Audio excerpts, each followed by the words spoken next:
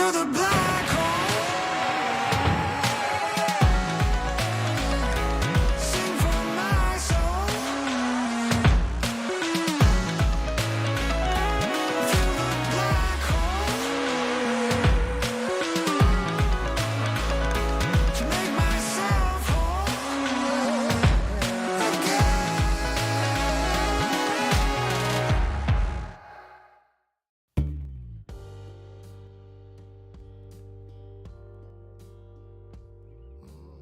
Good evening, brothers, sisters, and Genernorma sisters.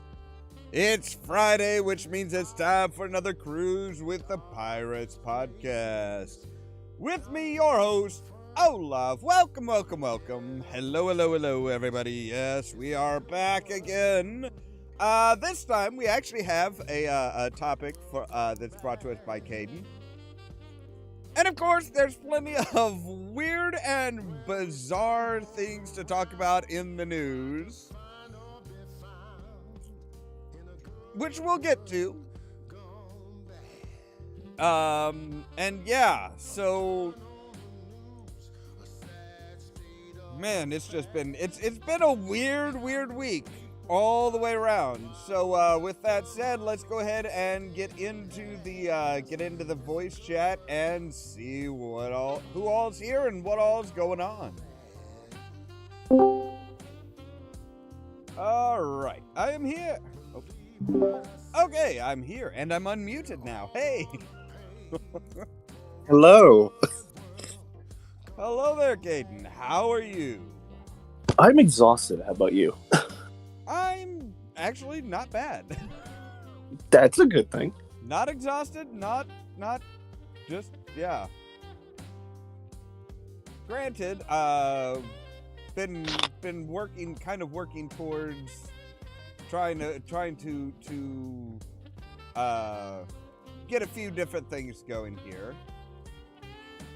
A few different possibilities as far as things that we could do with the channel and stuff like that. Well, that's always good. I think so. So yeah, starting off with weird stuff in the news. Oh my goodness. Where to start with the weird shit in the news? Right? There's just so much of it. Well, let's pick your favorite and we'll go from there. My favorite? Oh, I don't know what my favorite would be. I will say, when we were talking last week, I did not expect to have Dave Chappelle calls Elon Musk up on stage. That was not on my bingo card. Oh, that was beautiful, though. I love that. Because the way the news report I read, Dave didn't even call him up. He didn't even realize Elon was in the theater. Oh, no, he did. He introduced, he said, "Now, ladies and gentlemen, I want to introduce you to the richest man in the world." He introduced Elon before Elon got on stage. Oh, that makes it even better. And when everybody was booing him, Dave Chappelle's response was, "Okay, now I'm just pointing this out, but most of the boos are coming from the bad seats." Yeah, it's everybody who's booing right now has terrible seats. Oh no, it's everybody who's booing right now is poor. But I don't know whether to say, wow, that was a really fucked up thing to do, or oh my goodness, Dave Chappelle is kind of a low-key master of comedy, because it was the very next day Elon Musk was no longer the richest man in the world. Well, again, the article I read was that he riffed on the audience for a while, but he also ripped into Elon. So I think it was just another one of those Chappelle things where he's like, all right, the audience is going to go wild if I let him go, so I need to reel this in a little bit. I mean, the fact that he was, I saw several of the clips, several minutes of the stuff, and no, Dave Chappelle was against the audience and trying to fluff Elon Musk. This was not a case of, oh well, That's I'm weird, gonna 'cause- prod both. Yeah, I don't know, because Chappelle doesn't normally have like a history that I know of doing stuff like that. Maybe there was something else that was going on. He doesn't have a long history, but he does have a history. I mean, he flat out said, no, I can make fun of transgender people all I want because I have a friend who's transgender. You all need to fucking suck it up. I mean, he is not taken fame well. Well, I mean, does anybody? There are quite a few people that do, yeah. I mean, but no, he is like lashing out at the people that, the people that are paying to watch him to paying to go to his show to be entertained by Dave Chappelle, and he brings Elon Musk up to get booed at for 5 minutes. I mean, this is not exactly... I mean, I don't know. Either way, because I just look at it, I was like, okay, that's something that happened. But I like I said, the whole introducing him as the richest man in the world, less than 24 hours before that is no longer the case, is just like, oh wow, I mean, also knowing Dave, no matter which way it actually was meant, he'll find a way to spin it to be like, oh, well, I did that on purpose. Like I said, I don't know if that's the current Dave Chappelle though. The more shit he gets for the stuff that he says, the more he is just like, you know what, fuck you, it's my joke, I'll say whatever the hell I want type of thing. Like, he used to make fun of the people that were in power, the rich and the powerful. Now he's making fun of the marginalized groups. Yeah. I don't have a foot to stand on either race, honestly. I mean, it's one of those points where it's like, George Carlin had a very, very excellent interview with Larry King, where he said, look, no, you make fun of the people in power. Yeah, you always got to punch up. You don't punch down to the marginalized groups. But that's what Dave Chappelle has started doing. He's kind of like, he's catering to the people above him that are more powerful and richer, and like making fun of everybody else. And it's like, it's not a good look. It's just not a good look. And hello there, Eevee Hero. Welcome.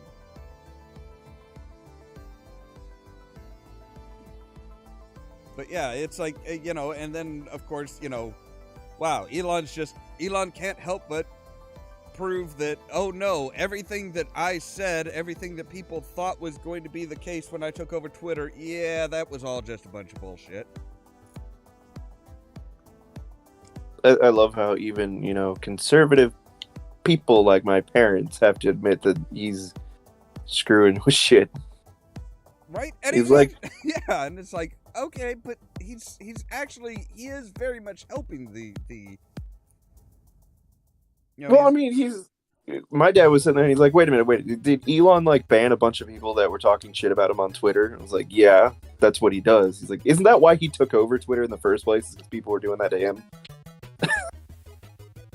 Yeah.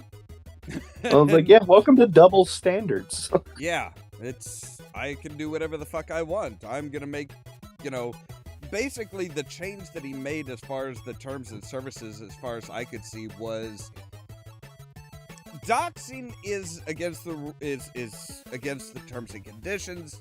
Telling telling the people where somebody is at that moment is against the rules. So saying, oh hey, I'm at this concert here, that's against the rules because you're acknowledging where somebody is. Taking photographs of a crowd, can't post them on Twitter. But it's written in such an arbitrary way that it's like, well, if he says, oh, well, this is an exception, this person is, this is to further public discourse, I think was how he put it. If it's to further public discourse from a notable person, then it's okay.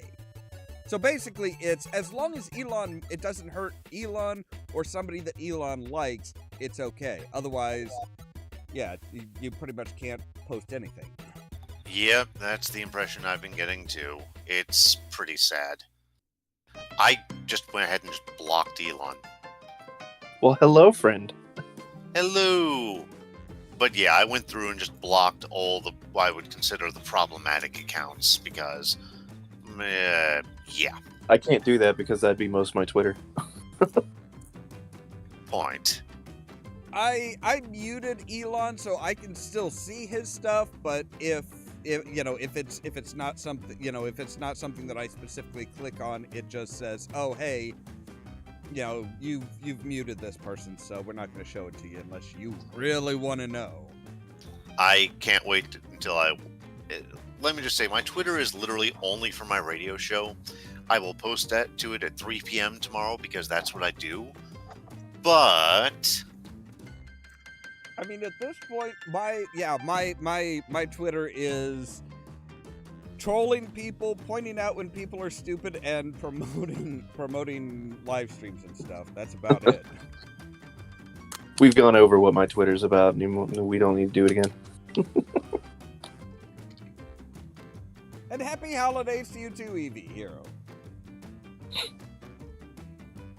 I keep forgetting that it's the holiday season. Honestly, it's like it don't feel like it. it really doesn't. Yeah, it normally doesn't to me because it's like I don't really do anything different for the holiday season. I've just come from an in-game wedding, so... Did you get all your perks? I already have them, so I've been tossing them out of my inventory because I can't get them twice. And see, if I were on the same server, I would have come in just to get those, because I have not been to an in-game wedding. And unfortunately will not let me trade them to you. Yeah, I know. Even being on the same server, you could still probably make it if someone gave you an invite, if you just came over to Gilgamesh. Yeah. I mean, it's mostly because I don't log on much, but I also like to, in character, explain it as nobody wants the 8-foot butch dyke who could beat everyone's ass at their wedding.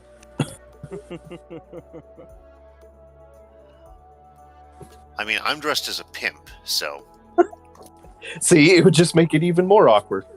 I'm an Elzen pimp with purple skin and hair, so... Wow, okay. So why not? So yeah, the other fun news of the week seems to be the Trump digital trading cards, which are just everything I hear about these things. It just gets worse and worse.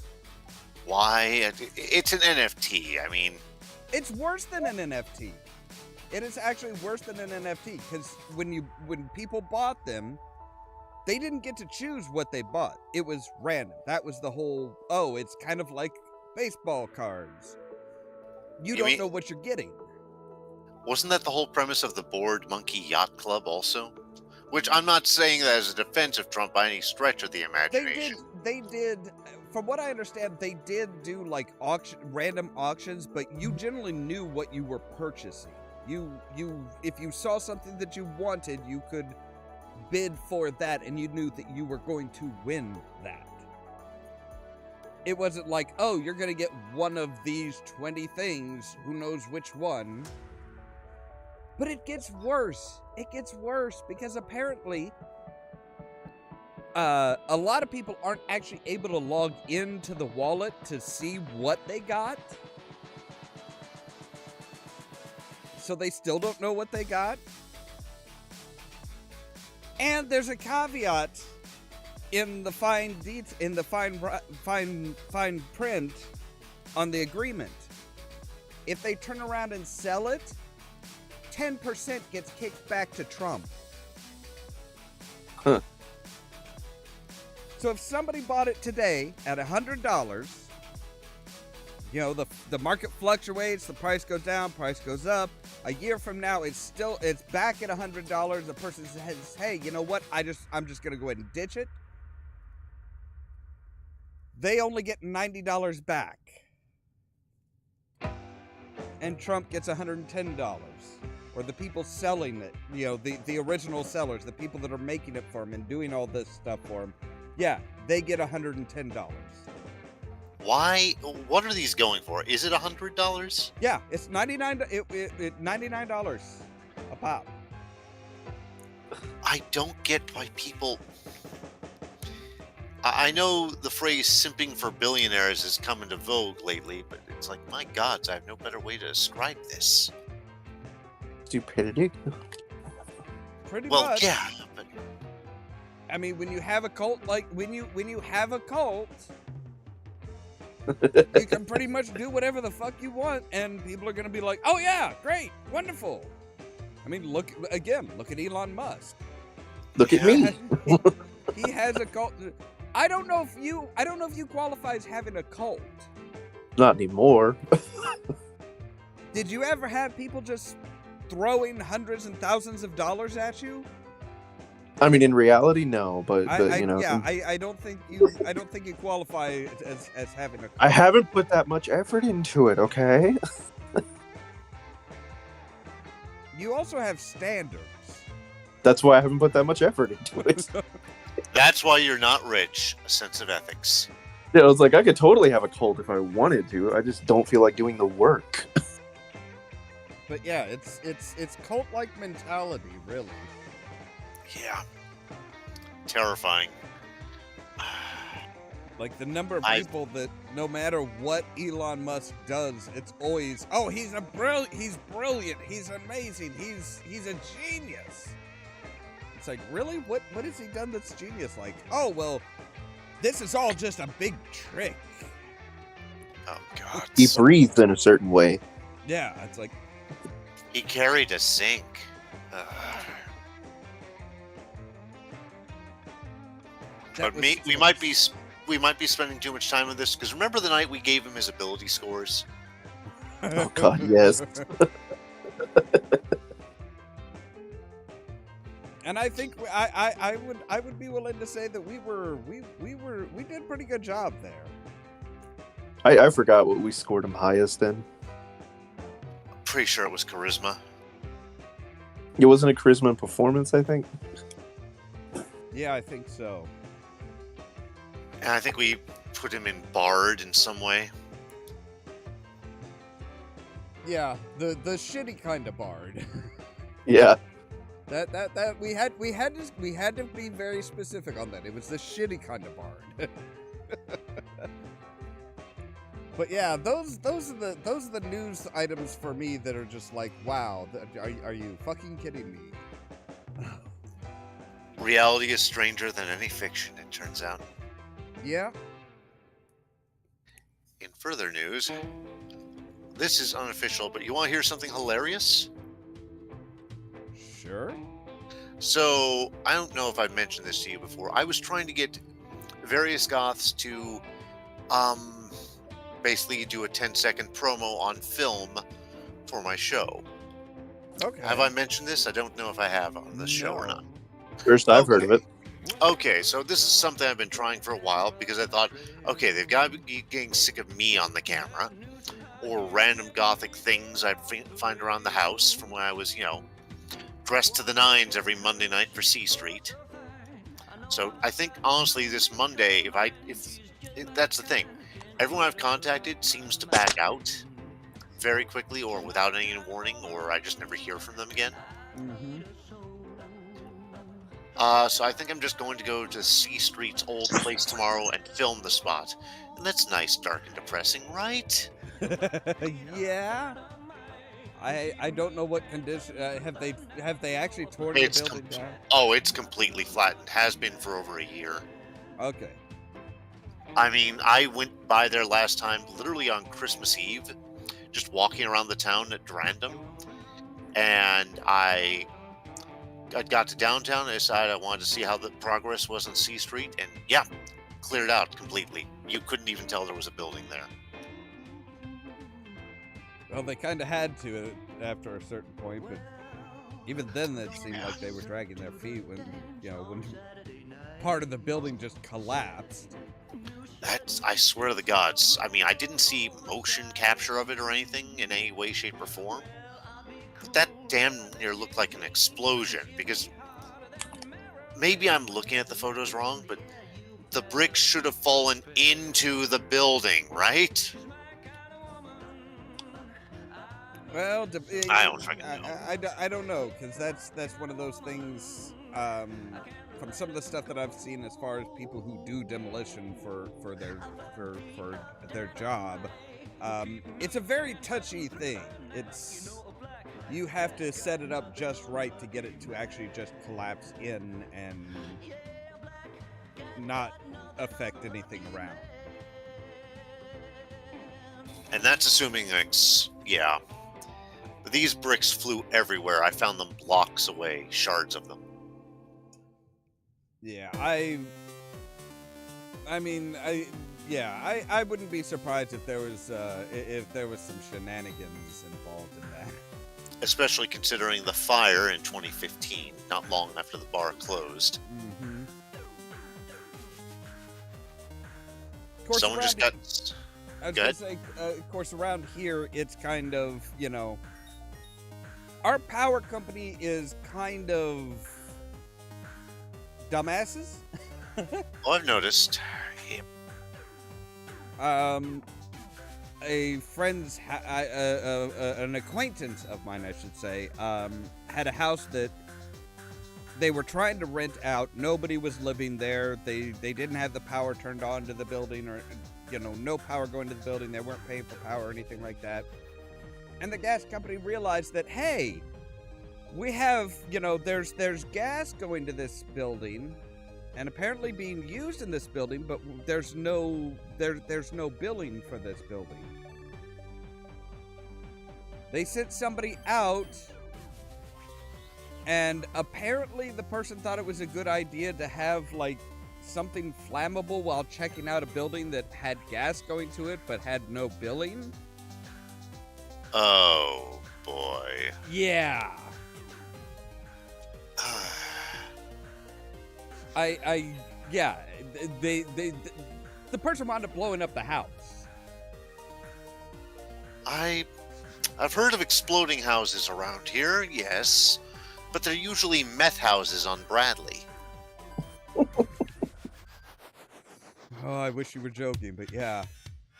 I walked into one and found out it was gone later because I was on a pizza delivery back then. I know what death smells like. Yay! But yeah, that's the type of brilliance that we deal with here. Half college town, half. How would I describe this town to someone from outside? The campus town is one thing. Champaign is a city of strangers, and Urbana is a city of hippies. Yeah. And Sounds about right. And Savoy is a city of, we'll just stay over here. And here I am on the Champaign side of the border, about 8 blocks from Urbana, right by campus town. Yeah. So You're I pretty get all much sorts of weird. right in the thick of it. I mean, yeah, you've seen where my house is, so. All right. Looks like Gamer says he's having a late dinner. He'll be there soon. Also, is a hologram of Raslin or Fabio? Oh, you did use my new photo. Yes, I did.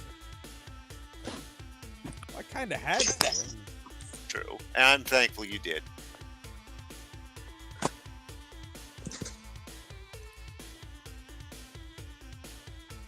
Me in my gym outfit. So yeah, We do all look kind of smug in our new poses. yeah. I still need to get Gamer's different body in there, and Yeah, you're getting very RoboCop remake vibes off that one. I can't believe it's not butter. Why is it, if I could imagine you doing any Fabio commercial, it would actually probably be the old Spice guy versus new Old Spice guy. I haven't seen that one. Oh, it was great. They had him go up against Isaiah Mustafa. So he's just like, you are the old Spice guy. I am the new Old Spice guy. It went on for months. They had things like Isaiah would trap his hairbrush so it had bubble gum in it and pulled out his hair. He'd trap Isaiah with tiny weights. Should I put an H on my forehead just to complete the horrendous illusion? no, I think we're good. You know, that's about the only claim to fame I can think of that's hilarious about my hometown. Is that Dahlgren is the amusement park where Fabio got a goose to the face.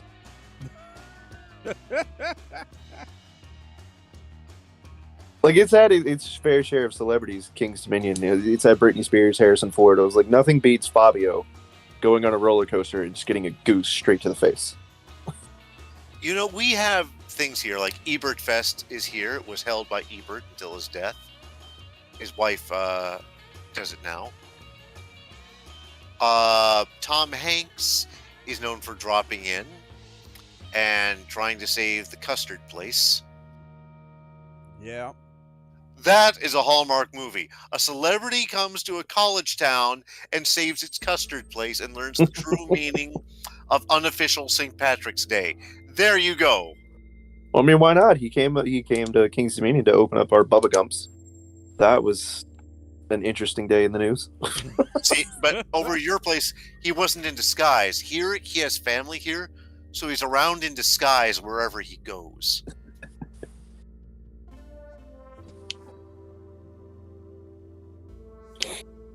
We also had Jason David Frank around here somewhere. Oh, I can't was remember where he he was from. Green/White Ranger? Yes. Gone too soon. Oddly enough, I knew where he was roughly because my sister would come in and she'd be like, so I was working today, and guess who came in for a chicken sandwich? I was like, who? She's like, the Green Ranger. I was like, what? No. There's no way he came in just for a chicken sandwich. Why not? Well, apparently he had a preference for Chick-fil-A and he went in for breakfast every morning.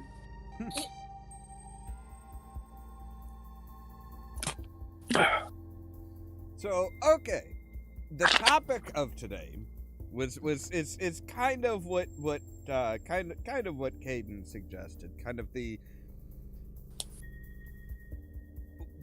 you know, I don't know how best to put it in the words that in the way that you were intending it.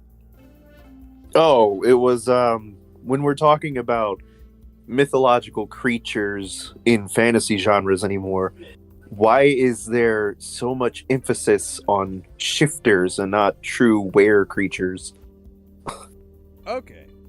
See, I kind of adapted it more towards the idea of or kind of cobbled it together with the idea of, like, there are so many, you know, why are there so many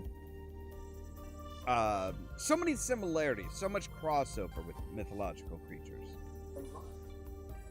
Yeah, I mean, they both kind of work out. So I'll let you kind of take the take the wheel. Take the for wheel here. Well, I mean, it came about when me and Barry were talking. We were saying, if you read most modern fantasy, especially the romance stories, anytime, like, obviously werewolves are trope and cliche to go to, but anytime they bring up a were creature anymore, it's not actually a were creature where it can't control its transformations and it has a trigger. It's always a shifter, and they always can do, shift as they please, but they get all the perks and none of the downsides, and they're always unbearably sexy. We're like, but why? When did we go from, hey, this is a tragic creature who I could fall in love with, to just, oh, he's a guy who occasionally turns into a dog and pisses on fire hydrants? When we got way into it and just started adding our fan details, I mean, and it was more than the werewolves, and we also, honestly, I think we borrowed from some Native American stories, because all we had was the traditional European werewolf for the most part, and then we looked at the Native American equivalents and it was like, oh hey, they don't see it so much as a curse. Yeah. I think that's what I brought up with, was occasionally in a story, I like it better when it's like Dresden Files, where they bring in the creatures, but there's a clear difference between a shifter, a werewolf, a Lugaroo, all this, like, okay, sure, they're similar, which of course leads to our second part of the topic, but there's always differences. Like, there's explicit ways to tell which is which. So, like, a werewolf is somebody who can't change their shape at will. They have to follow the phases of the moon. Shifters can do it at will because why not? And Lugaroos can do it more or less at will, but they require an object that triggers the transformation. Yeah. And I like that, because I was... Well, I was going to say also, as far as the Dresden Files, then you also have the ones that aren't really wolves. They're just psychologically damaged. Yeah, and that was the Lugaroo. Well, no. Wait, no, yeah, you're the right. You're right. I'm Lugaroo are the remembering ones it. that can't control it. There's the Hexen wolves that have the belts. Yeah. And then you have just the psychos that are they're basically the berserkers that people thought were werewolves, because they went berserk and just were excessively brutal. And I think what I was going with was, like, because it's near and dear to my heart, being half of my Sona, it was kitsunes. Because I just get so irritated when they call something a kitsune, but then it's either a true were creature where it's like, oh, he gets bitten or he gets in this specific circumstance and then he has to turn into a fox. He doesn't have a choice. It's like, well, then that's not a kitsune. Kitsune. I'm just used to pronouncing the E at the end, I guess. Yeah, I usually do. I'm lazy tonight. I spent most of Thursday night in a very narrow, bright tube with loud sounds. I don't really give a shit about much right now. Fair. I was going to say Japan does the same with the raccoon, and they just call it tanuki, which is kitsune just means fox, and tanuki just means raccoon. Raccoon dog. Oh, maybe I was taught wrong in Japanese class. There's a different word for raccoon. Tanuki is specifically the species of raccoon dog. They're two very different species. Then I have been misinformed. But I've always been curious as far as why, even before there was any crossover, any interaction between the different cultures.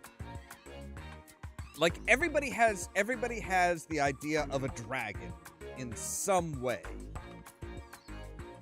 Yeah, Like, dragons, wyverns, worms.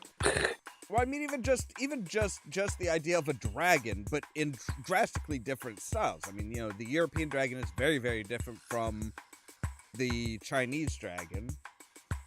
Mm-hmm. Which in turn is different from the Welsh dragon. Yeah. Which is all very, very, very different from, like, South American, where it's more, it's covered in feathers, basically. But everybody has this idea of dragons. It's like, did they just discover dinosaur bones and are like, ooh, hey, well, it's this big creature must have been, for some reason, must have been a lizard and breathed fire and flew, and it's like, what is it about our brains are like, oh yeah, it had to have been like this? It's like, that in no way makes any sense. I could go with the fake psychological route and say that it's the human nature to where we want to assign our actions to a higher power because we don't want to be responsible or accountable for any of our actions. Fair. That's that's actually pretty fair. And you're right. I mean, it probably is. They just found like giant, massive dinosaur bones or snake skeletons, maybe even the Titanoboa at one point. And they're just like, oh, this must have been some godly mystical creature. Yeah, but it's like it's weird to me how they all like they kind of all converge on certain aspects. Like it's like, you know, oh well, it had to be huge, it had to be reptilian, you know, it had to have, you know, it had to have all of these very specific things. And it's like, how did you all come to just agree on this? You guys can't agree on just, you know, you look at these ancient cultures, it's like, none of you could really agree on anything.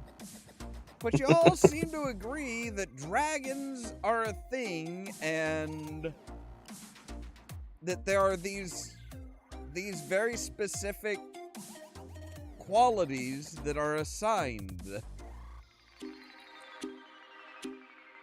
It's really weird. And then you've got things like, well, like vampires.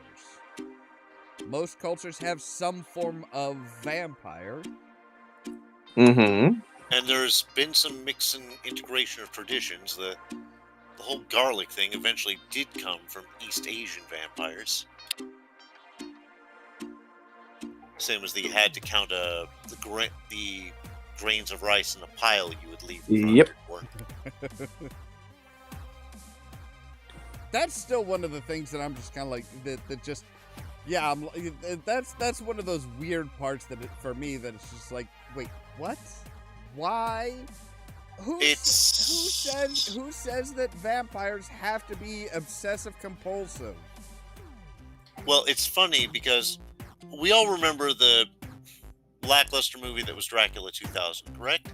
Yes. Yeah. It had a direct-to-video sequel, which for the most part was worse than the original, but it had some funny bits. There's a bit where Dracula is breaking out, getting away from his captors, and one of them has been actually following old traditions. So he ties all these knots around Dracula, and he puts all these grains of rice around Dracula, and he even has another, he has a bag of rice. When Dracula breaks free, he's ready to throw it. So Dracula undoes all the knots real quick because he's a damn vampire. And so the guy who's got the bag of rice just, tosses it out into the air, and they do like a CGI freeze frame of all the rice in the air. And Dracula just looks at it and says how many kernels there are. Oh, I remember that one, because then it's like, yeah, he spouts out the number, then one more grain falls, and he just ups it by one, and it's just like, yep, what?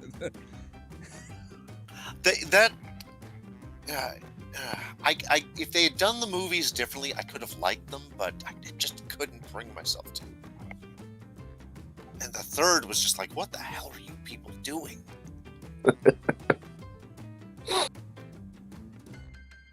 I mean, to be fair, people are still watching them. I was, at my parents' house. They had satellite TV and nothing else. There was no internet. It was in the middle of Sullivan. Still is, although they have internet now. And so I watched this God's forsaken abomination unto cinematography.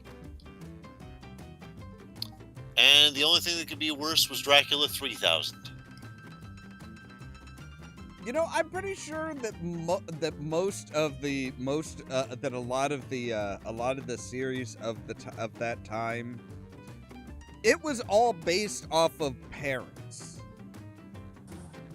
Like, they were really focused on like middle-age or late middle-age parents.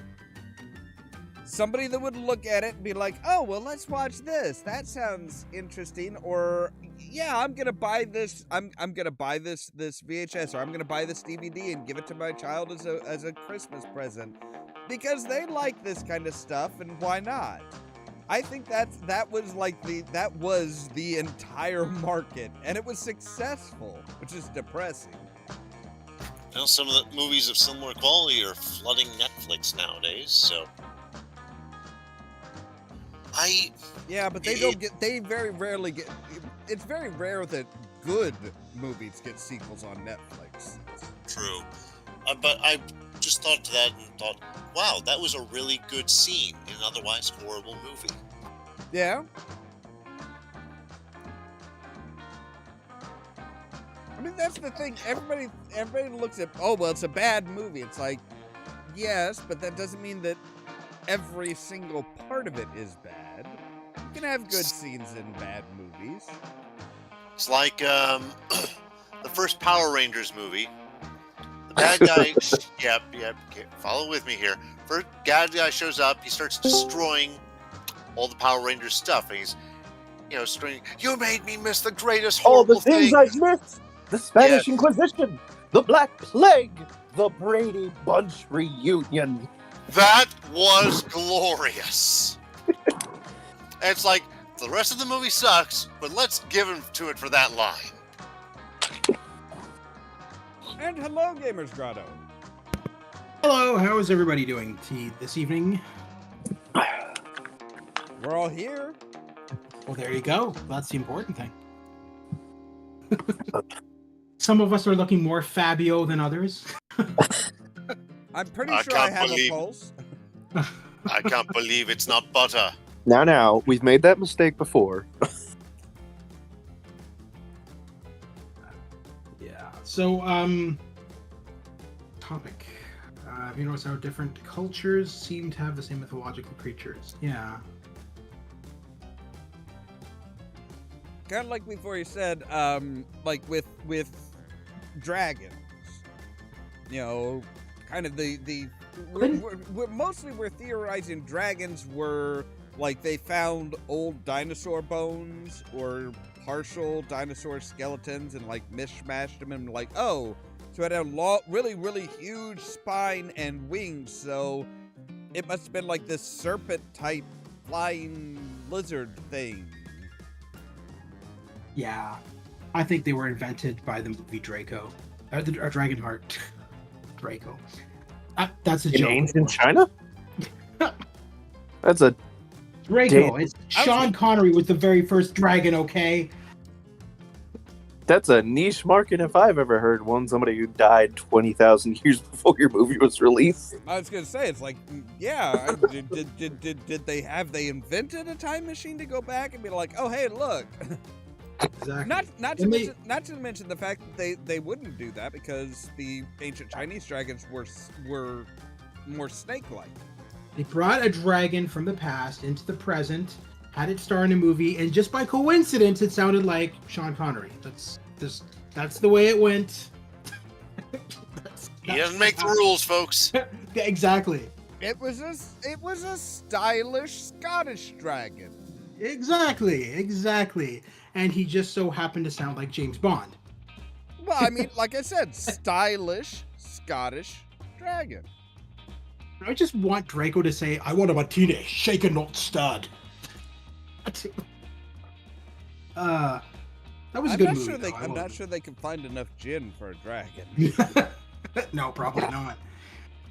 But that was a good movie. The sequel, not so much, and then the newer ones, not so much. But the original was really good. Dennis Quaid made that. Meanwhile, his brother made Independence Day. Yeah. That's being very, very generous to I feel like Quaid. Randy Quaid made Christmas Vacation more than he made Independence Day.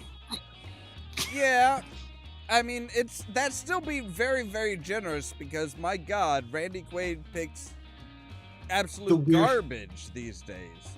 He at least he was able to pick good stuff back in the day.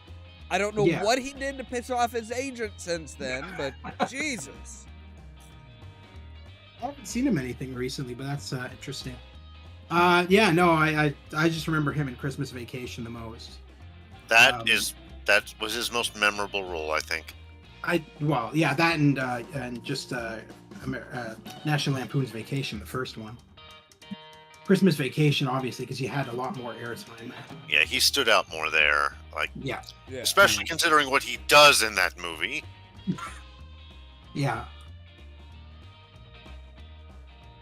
Yeah, I haven't seen the movie in a while. I need to watch it again, but that's actually brings up a good question. What's everyone's favorite Christmas movie if you have one?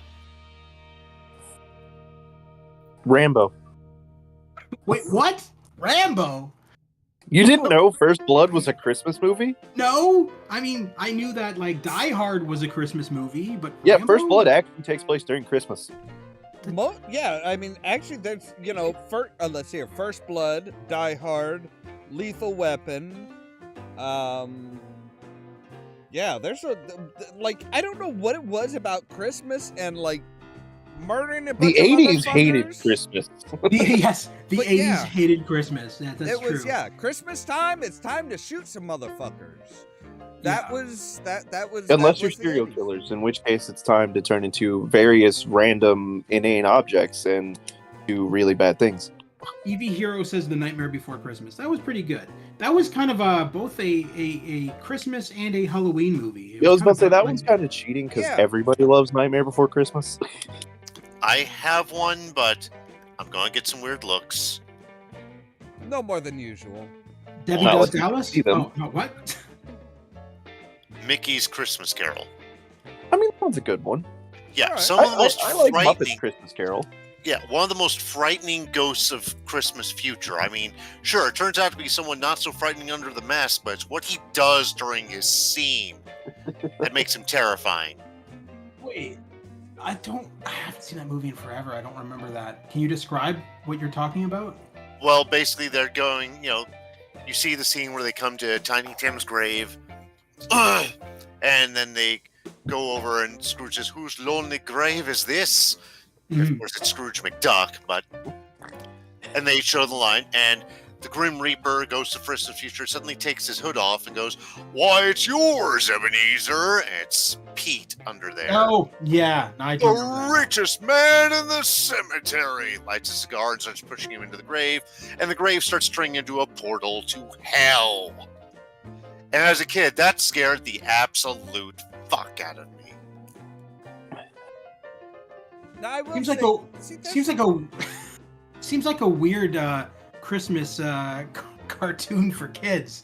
But then again, Walt Disney was an interesting person. He was. Yeah.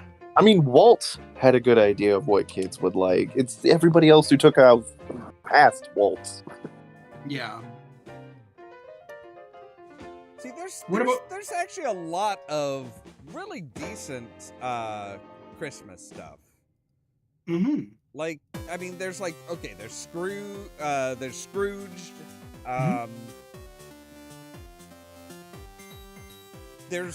There's actually been quite a few newer ones lately. That's When you say Scrooge, you mean the Bill Murray one? Yeah. yes. I think so. Yeah. That I was mean, that was a of Really course. adore that movie. That was a really good one. I like that because it the ending, he just becomes such a likable person near the beginning. He only thinks about himself, and then he finally gets a wake-up call and realizes that, gee, maybe I shouldn't be a fucking dick.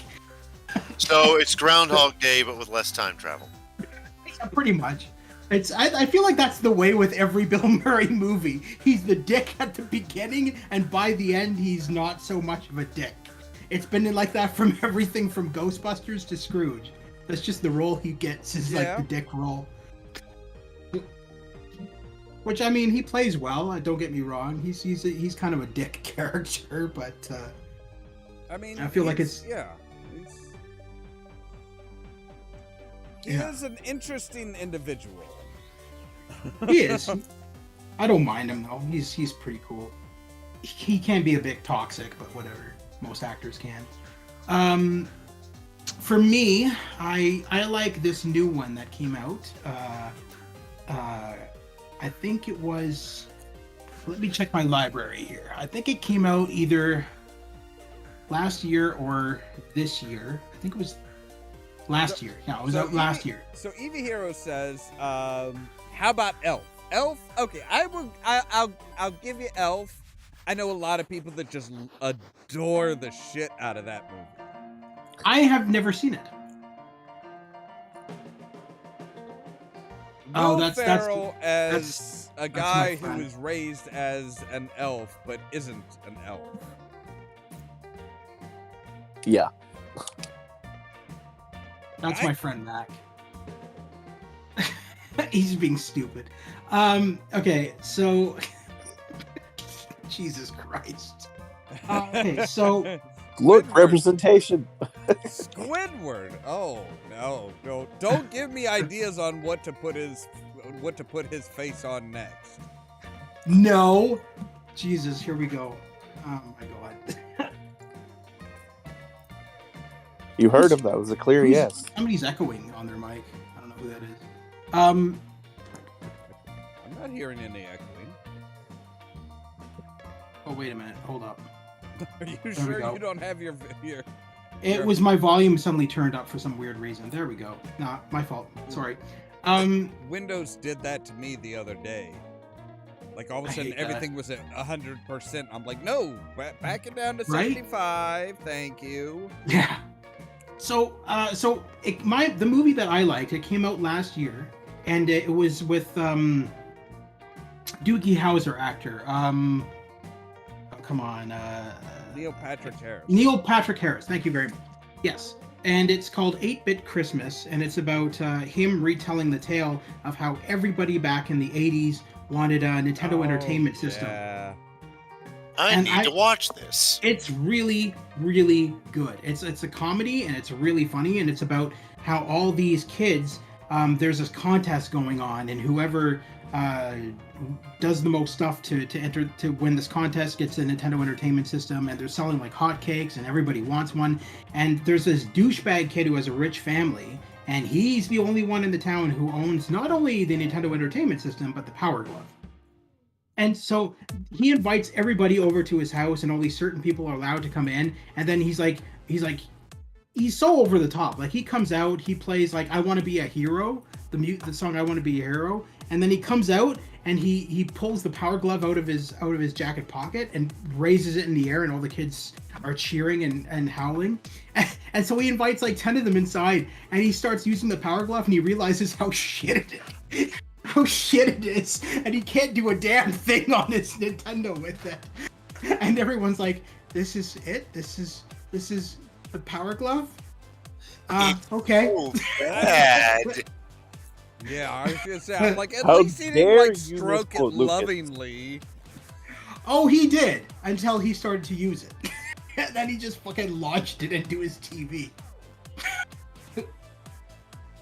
It's a good movie. I do recommend it for anybody who's into video games or grew up with a Nintendo. I'm not sure when the movie is set, but there is one movie that I will admit I've not seen it yet. Okay. But it was a Mel Gibson movie. I think it came out last year. I think it was just called The Fat Man. It's a Christmas movie? Okay. It came out 2 years ago.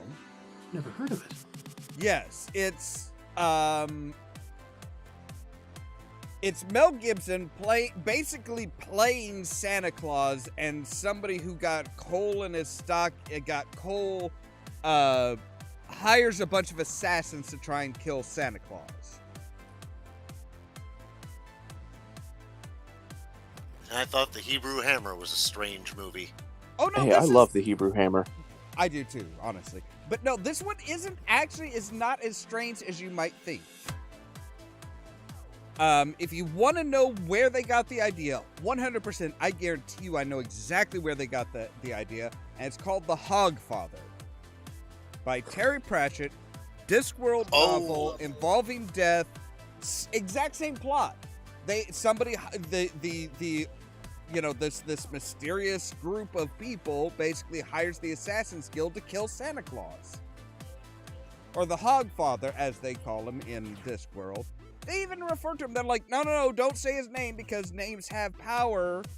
So we're just gonna call him the Fat Man. And it's like, they totally stole that idea from Discworld. But it's like, I'm kind of interested to see how they adapted that. The thing with 8-Bit Christmas, the one that I was talking about the Nintendo and everything like that, it honestly feels like just a modern take of A Christmas Story. The one with the leg lamp and the kid who wants the Daisy Red Ryder BB gun. It's the same thing. It's literally the exact same story. All they did was change the the BB gun with the Nintendo Entertainment System. It literally plays almost identical. And updated the that's what it. Yeah, that's what it feels like. But honestly, it's really good. And again, as I said, if any of you grew up with a Nintendo, you'll know exactly what it was like back then, right? In the 80s, like everybody, it was the latest console, kind of like it is today. Everybody wants the PS5, or most people anyway. The latest the console, PS5 it was the or the only Xbox. console. It was the only after Atari took a dive. Yeah, Yeah. the NES was the only console. I was still playing my wanted a ColecoVision. Commodore. Yeah. I was still playing the ColecoVision right up until we got a Nintendo. I wish we still had the ColecoVision. My parents decided to give it away. Still have the 8-bit NES, and yes, I have Robbie the Robot. He I does still not have a work metric anymore. around here somewhere. Now, question. When did the 3DO come out? I know it wasn't around the Nintendo era, but what was it, around the PS1? 95, I think. Does that Hmm. sound right to anyone? I When don't what? remember. When what came out? 3DO. The infamous system that gave us plumbers wear ties. Yes, and other FMV games. Plumbers don't wear ties. Let me see. A 3DO console. 1993? I was off. Yeah. That's way 1993. earlier than I thought. Damn. So that what? Wait a minute. Hold on. Something's not adding up there. When did the PS1 come out? PS1 came out about the same time as the N64. 95 then? Or wait, 96? Because FF7 came out on PS1 not long after its launch. And FF7 came out in 97? Does that sound right? PS1 released September 19th, 2000. Okay, hold up. So you're telling me that the 3DO, which had better graphics than the PS1, came out in 1993? Yeah. And then the PS1, which had even worse graphics, came out in 2000? That's weird. The PS1 was 2000? Damn. Mm-hmm. 3DO was earlier than I thought. The PlayStation 1 was way later than I thought. Wait, if the PlayStation 1 came out in 2000, that's not much of a bridge between the PlayStation 1 and the PlayStation 2. No. It did not come out in 2000. No. December Was it 3rd, 96? 1994. Okay, so also what earlier is- than I thought. Okay, I'm on the PlayStation Wiki, and it says release date, Japan, July 7th, 2000, North America, September 19th, 2000, and Europe, September 29th, 2000. No. Okay, Okay. given Okay. this- Hang on. Back it up. Look above that. PlayStation released September 9th, 1995. PS1 released 2000. Yeah, that makes more sense. They didn't have a number for the PlayStation, and if you look above that, the pictures, the PlayStation is what you're looking at. The PlayStation 1 is the re-release. Oh, that's what I thought it was. No, that's right, because the original was called the PlayStation. I keep forgetting that. No, you're right. And then the PS1 was the one that came out in 2000. Yeah, that Oh makes more god, sense. so when was the Dreamcast? Oh, And that would have. and yeah, it was 1996 was N64. I knew they were close together because it was like I remember that was like those were the competing ones when I was working at Best Buy. Dreamcast was November 27th, 1998. Now I remember the PlayStation came out because Nintendo was going to add a CD system to the repertoire and backed out. And Sony said, well, we got to do something with this. Let's make our own game system. And the PlayStation 1 was born. I think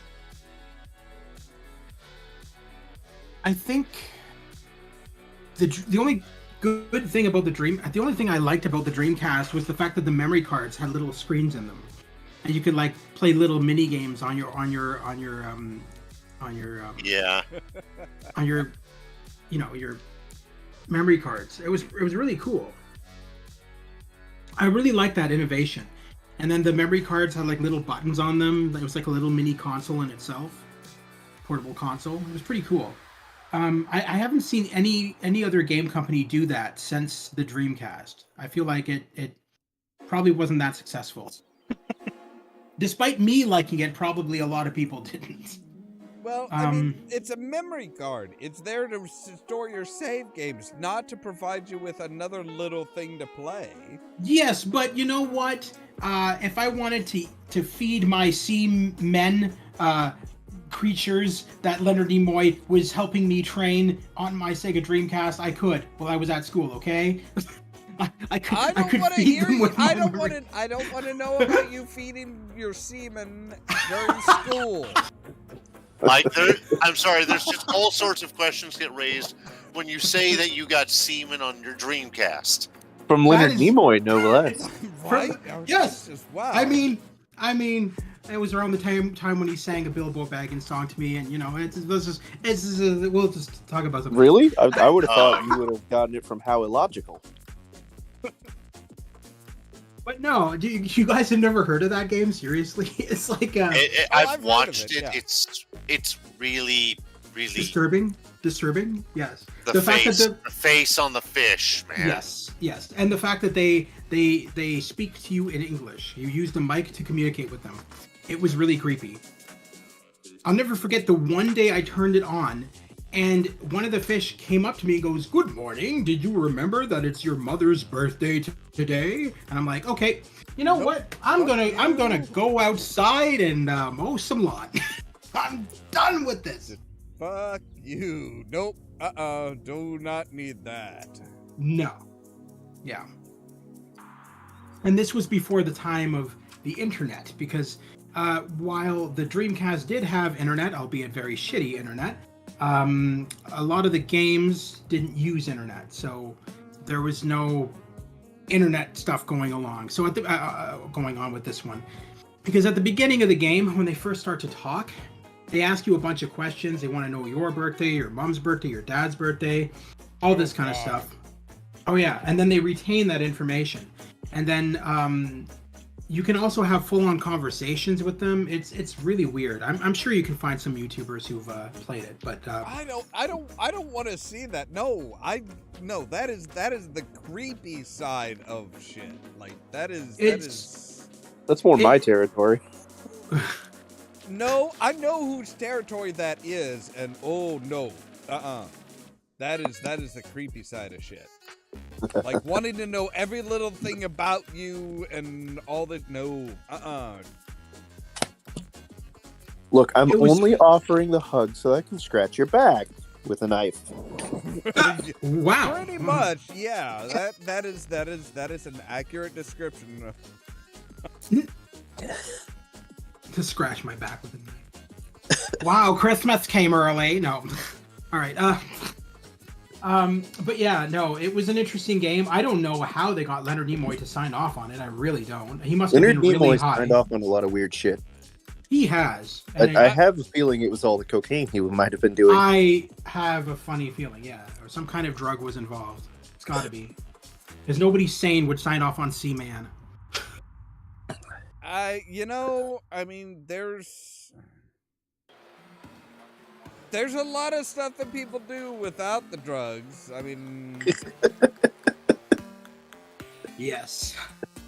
I'm like William Shatner. I mean, here's an example. Okay, it could have been something as simple as, hey, we want you to do, here's this video game company that says, hey, we have this project.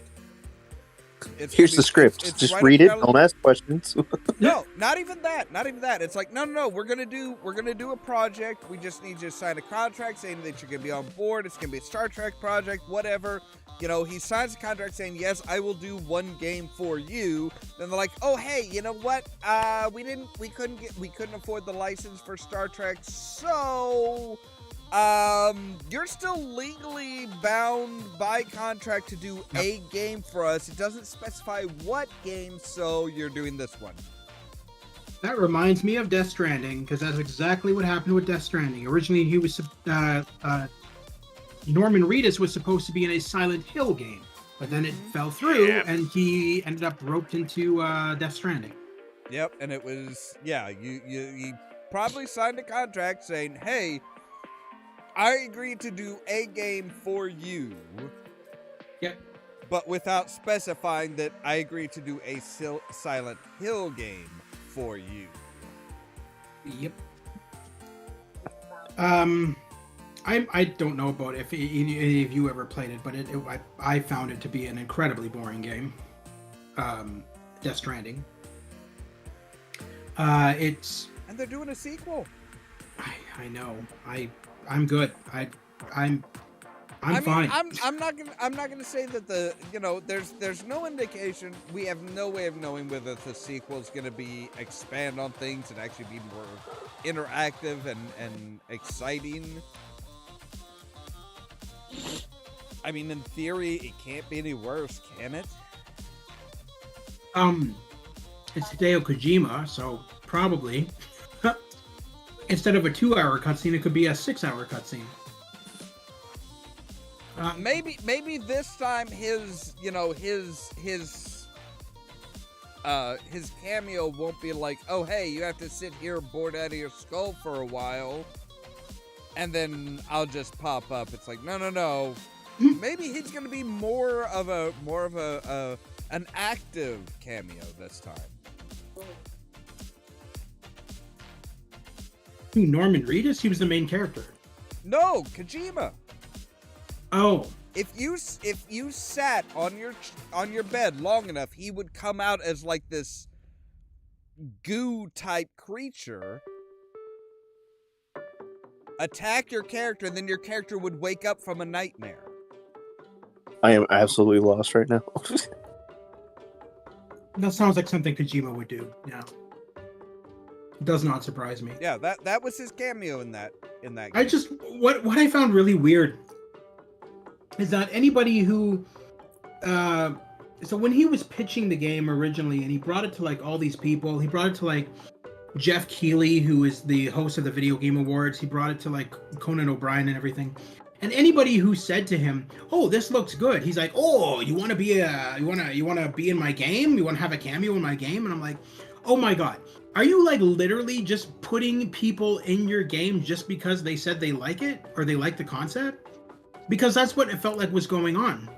Because there was an episode of Conan O'Brien where he went to their studio and he said he was invited there because they were going to do mocap to put him into the game. And I'm just like, first of all, this game is set in like an apocalyptic setting where nobody is watching TV.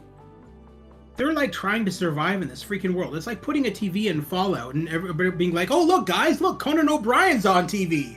They'd be like, "Huh? Who's that?" Well, here's the problem: is you're thinking that Conan O'Brien would be the same Conan O'Brien that was at the time on TV. But that's the thing. If you see his cameo, he was literally playing himself. Like, it was the most out of place thing in the game. And I'm like, this is just weird. It's not even, he was doing his typical cracking jokes and all that kind of stuff. And it just felt so forced. I was just like, no, this doesn't tie in with the game at all. This just feels like, if not for the fact that it was like tied into a mission, I would say it felt like an Easter egg, but it's not even an Easter egg. It's like blatantly in your face. And I'm just like, this is just strange at this point. This is just, I feel like a lot of drugs was involved when Hideo wrote the script for this? I don't know. I wouldn't say I disagree with the whole, it had to be drugs. That's mostly because have you seen any of his other fucking games? Either the guy is high 24/7 Probably. or that's just how his brain works. A bit of both. A little of column A. I mean, if that's how his brain works, yeah, all of his shit's gonna be really fucking out there. It's one of those. It's easy to say, oh hey, maybe it's just, yeah, dude's getting high and fucked up. I was watching the Game Awards live when they announced Hideo Kojima's second game, right? Death Stranding 2, whatever the hell it's called. And I was watching the live chat, and when Jeff Keighley goes, "Oh, one of our biggest developers, releasing amazing games all the time, number one amazing games, etc., etc." Everyone's like, "Oh yeah, Rockstar, GTA 6." Everyone in the live chat is just all excited for Rockstar GTA 6 announcement, and then they bring on Hideo Kojima. Real quick, just gotta say good night, Evie. Good night, Evie Hero. Take care, Evie. Have a good one. But yeah, so everyone's in the live chat is like, Grand Theft Auto 6. This is gonna be it. And then Hideo Kojima comes out and announces Death Stranding 2, and everyone's like, oh, okay. Nobody cared. Everyone was just like, cool. This was their Blizzard moment where it was like Diablo Immortal. Yeah, Diablo for cell phones. Yeah. That was fantastic. Everybody has cell phones. Like, I feel sorry for the guy who was on stage. I do, because that was a no-win situation he got. I don't feel sorry for him. Oh, I don't feel sorry for Blizzard. I just feel sorry for that guy. Oh no, I have zero sympathy for that guy. Because he tried to sell it. He tried to sell it rather than saying, yeah, I understand, guys, this is fucking stupid. He actually tried to be like, no, you all have cell phones, right? Because I guarantee you, that was ad-lib. That was a reaction to the audience. He's not going to come out on stage if he's being hired by Blizzard to promote the product. He's not going to come out on stage and say, "Hey, I realize this is the stupidest product Blizzard could ever do," but then he doesn't deserve sympathy. I don't give anybody at Blizzard my sympathy anyway. He's a wuss. He has no backbone, and he deserves no sympathy.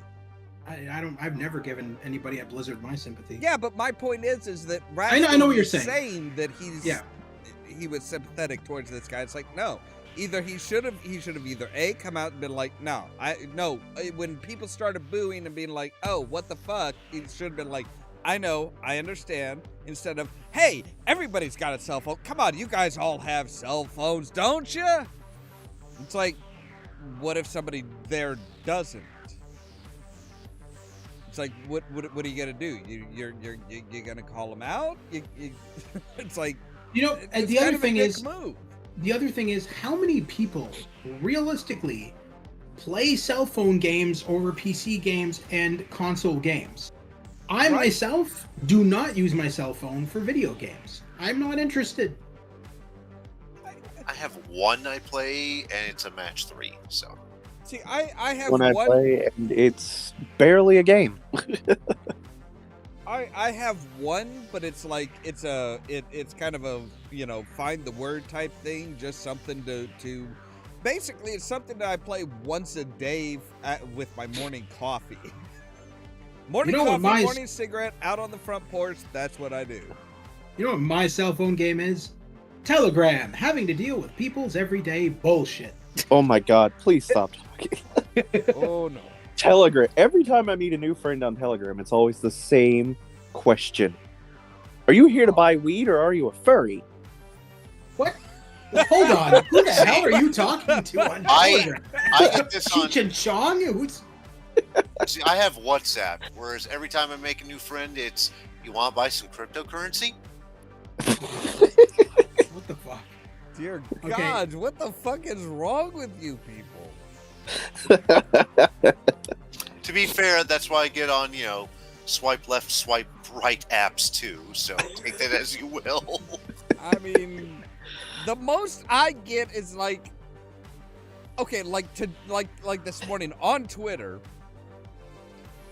Judge me however you want, but on Twitter, I saw somebody had this picture of like a fire that was a roaring fire that was supposedly in this tree, and it's like the fire never went outside, went through the one hole in the tree. There was no smoke coming out of the top of the tree or anything like that. So, and it's like, oh no, that's fake. And everybody's like, no, it's not. Look here, I have a. This happened to my tree. It's like, yeah, you can see the fire and everything coming out of the hole because it's not gonna go straight up when there's nowhere to fucking go. That's not where the air's flowing.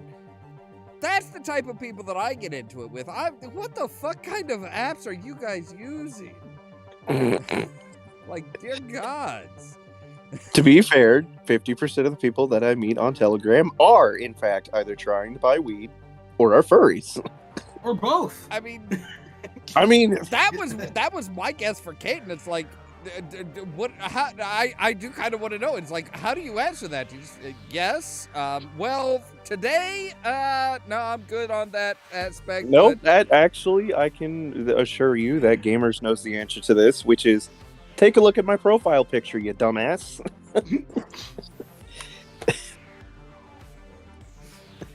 Yeah. I always You're like, love oh, when- is that when- you? when Yes, I am a right- nine-tailed fox with an amazing six-pack. Yes. Totally. Yes, that's what I look like in real life. Yep.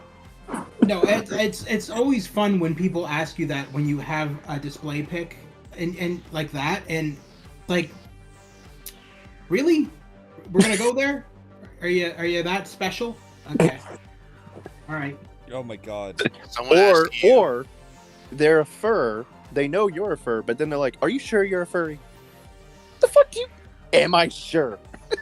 No, today I'm a fire. Tomorrow I'm gonna be Whitney Houston. I've got multiple personality disorder. Yeah. Okay. I keep getting people saying, so where do you live? It's like, it's listed right next to my name. I just love being incredibly vague. Where do you live? Somewhere within Alpha Centauri. Dear God.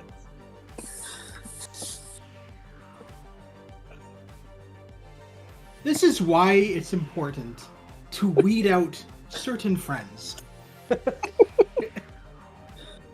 When a friend comes on, I don't think you guys. I don't think you. I think you're going a little bit far there. I think you're going a little bit far there because it's like, I'm not sure anybody that asks those kind of questions I would ever consider a friend. Some random dick bag, maybe. That's about as Look, close as I I would. use everybody's a friend until you get to know them. yes, I use the Oh, term no. friend.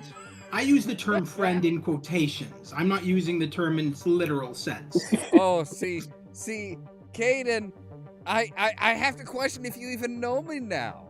I have to question if you even know me. No, that is so, for me, nope. Everybody is assumed to be a complete and utter asshole until they prove otherwise. Or prove that they're the good kind of asshole. Okay, but see, remember, you forget, you and I are diametric opposites that actually just happen to be very well paralleled.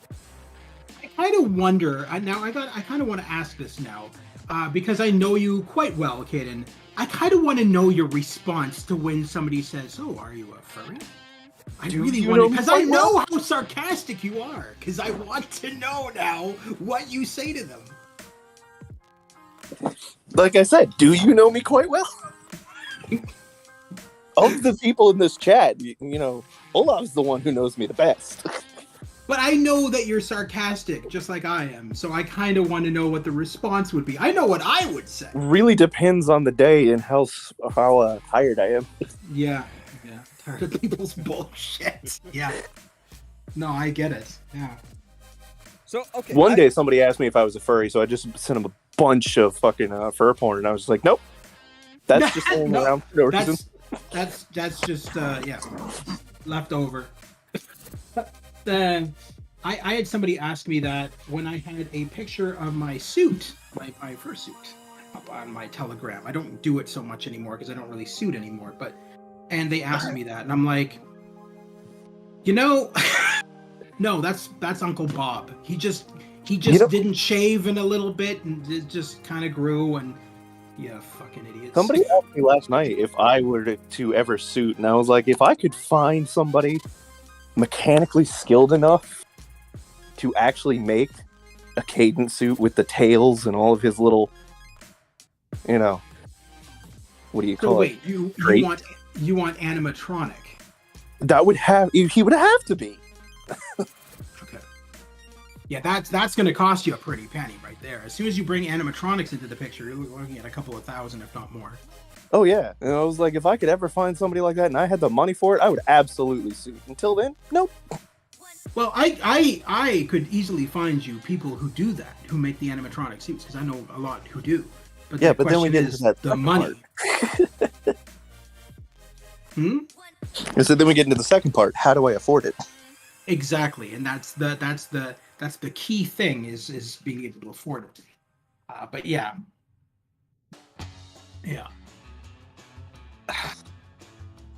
But yeah, so that's my game that I play on my phone, is just Telegram. It's a daily game because you never know. Some days you're gonna find winners, other days you're gonna find losers. I'm sticking with the match 3. yeah. I feel like we should just all get words with friends just to be smartasses with each other. I think that would be cool to do I don't know how that would work as a podcast, but if I had the cash available, I would say, you know what? No, I know what we should do. It's like the Jackbox. oh yeah, I would love to do Jackbox with you guys. Like Quiplash would be great, but hold also on. No, hold on. We could what's do that one? Quiplash. We have to lie. We could easily do Quiplash because all you need for Quiplash is a cell phone. I could host it because I own Quiplash, and then or you could host it because I think you own it too, Caden. I don't, but I could.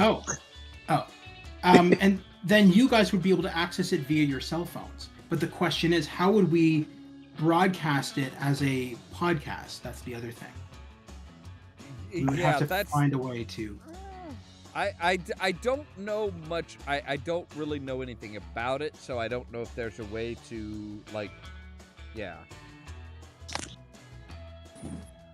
Oh no, no, because you don't really have to use your cell phone. You can use your computer as well. So no, you would still be able to broadcast it. Okay, yeah. Actually. I mean, yeah. If you can use your PC or even just observe the game, Jackbox. Oh yeah, no. It's Jackbox would be easy because you can actually observe the game on your PC and just stream that. How it works for Quiplash, I have it for my PS5. So basically, how it works is I host the game. And then I give you guys a URL. You go to the URL and you put in the room key. I'll give you a room key. You put that in, and it'll put you right into the game. It basically works the same way as when we did the Cards Against Humanity that one time. Okay. Same thing. Just use a room code. Just hopefully we have a better connection. Yeah. But that was fun. We should definitely do something like that again. I think it'd be a lot of fun. So one of the things that I've been working on today that I kind of wanted everybody's opinion on. Sure. Give me just a moment here, and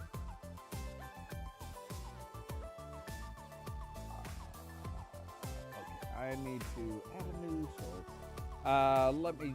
Let me grab. So I with one of the things that came up with the whole Trump thing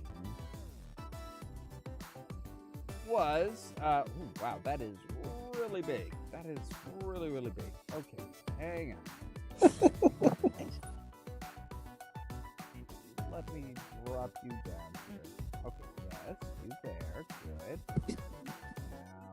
shrink you down.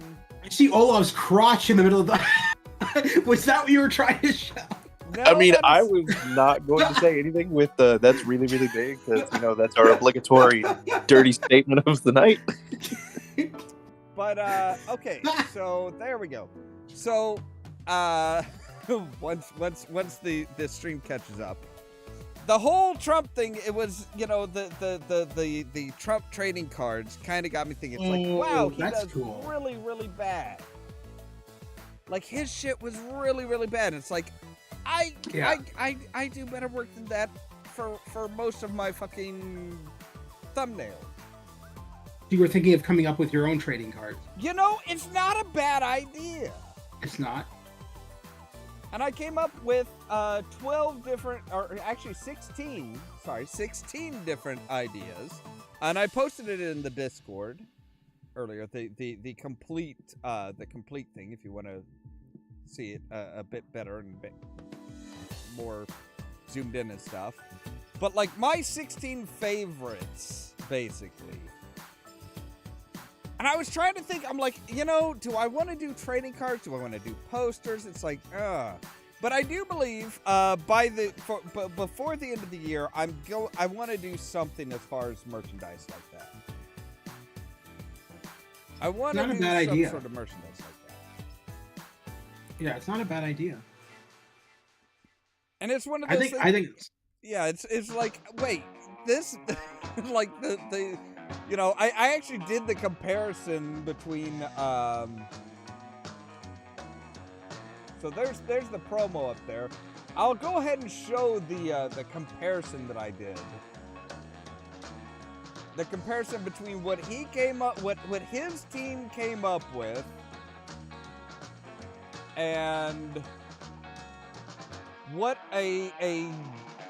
what a basic YouTuber can come up with for a thumbnail. It's like,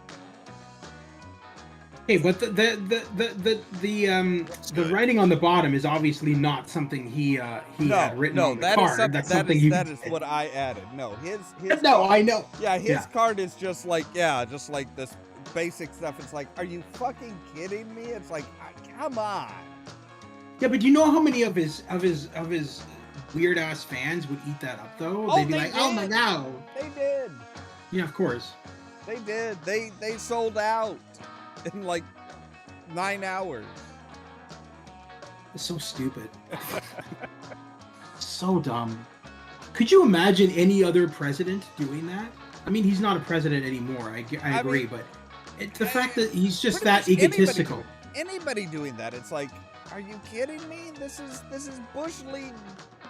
This is Bush League effort at best. I'm not talking about just the effort. It's the fact that you're that egotistical that you want to make trading cards of yourself. There's tons of people that are like, oh yeah, they are more than egotistical enough to be like, oh yes, you'll pay $100 for this. There's plenty of people that are egotistical enough, but it's a question of, it's like, these are the same people that are like, these are the same people that are bitching and moaning about inflation and how much stuff costs, and I'm paying so much for gas, I'm paying so much for food and stuff like this, and it's like, and then they go out and spend $100 on trading. Yeah. I mean, we talked about this earlier. We talked about this earlier, but it's just like, no, I wanted to say, it's like, that is one of the things that I'm really kind of thinking of doing. I just need to find a place that can print and sell them, so that it's like, I don't have to address the envelopes, buy envelopes, address them, and send them out and stuff, or B, someplace that'll print them for a very reasonable price. I can try and get you a quote from my shop later, but funny you're mentioning the gas. Today, there was a special in town where a bunch of the gas stations dropped their prices by 40 cents per gallon from 3 to 6 p.m. How do you think those gas stations looked during these new peak hours? Oh, I imagine they were wonderful. Oh, there was plenty of room, just Yep, pull up to whatever pull up to whatever pump you want. No problem. Yeah. Ugh. Goddamn madhouse. Pretty much. Like I wouldn't be surprised in a situation like that if there was like, yeah, that might have actually been a very dangerous proposition.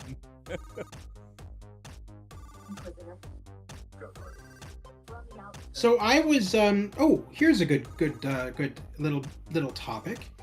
Now, as you guys probably know, if you follow any forms of social media, AI drawn artwork has now become a thing. A lot of artists are saying that, it's bad for business because now we're having AI draw all this stuff. Coincidentally, I have Xbox and Xbox Game Pass. Justin Roiland, the creator of Rick and Morty, made a new game that recently came on Game Pass, and he admitted that a lot of the graphics in the game were actually AI constructed. As well, there is AI voiceover work in the game. And so he is citing that AI animation and voice work is a good thing, despite so many people thinking very negatively on AI artwork and voice acting. So what are your thoughts on that? Someone who knows a bunch of art? Well, maybe you should go first. I was gonna say I am very much against it. Okay. The same reason I'm against the AI script writing and stuff like that, or the AI. Oh, hey, I asked an AI to teach me this, and it came up with a plan and stuff that was explained it better than I think any teacher could. The more jobs you take away from people, the more jobs that AI, machines, computers of any sort take away from people, who the fuck's going to be able to afford anything? Yeah. AI and computers do not pay rent, they don't buy food, they don't buy clothes. Those are the three big key components to an economy. If you take away people buying food, people paying rent, and people buying clothes, the economy is in the you have to acknowledge that the economy is in danger at that point. Yeah, it is. You wind up with the uncanny economy, as I've often called it, where, okay, if there are no jobs for the people, are we just literally giving everyone an allowance if we automate everything? Because otherwise, what the hell are we doing? Yeah, but I mean, and the big thing with that is it's like, okay, but as well as I do, prices aren't going to go down. How many stores put in self-checkout lanes? And that's pretty much all. That's, unless you want to wait 15 to 20 minutes in line, you're going to go to a self-checkout lane. Oh, oftentimes I've been willing to wait, and there is no one. Yeah. But but they're not going to. So if you say, oh well, and I know the game you're talking about. I think. High on Life. Yes, High on Life.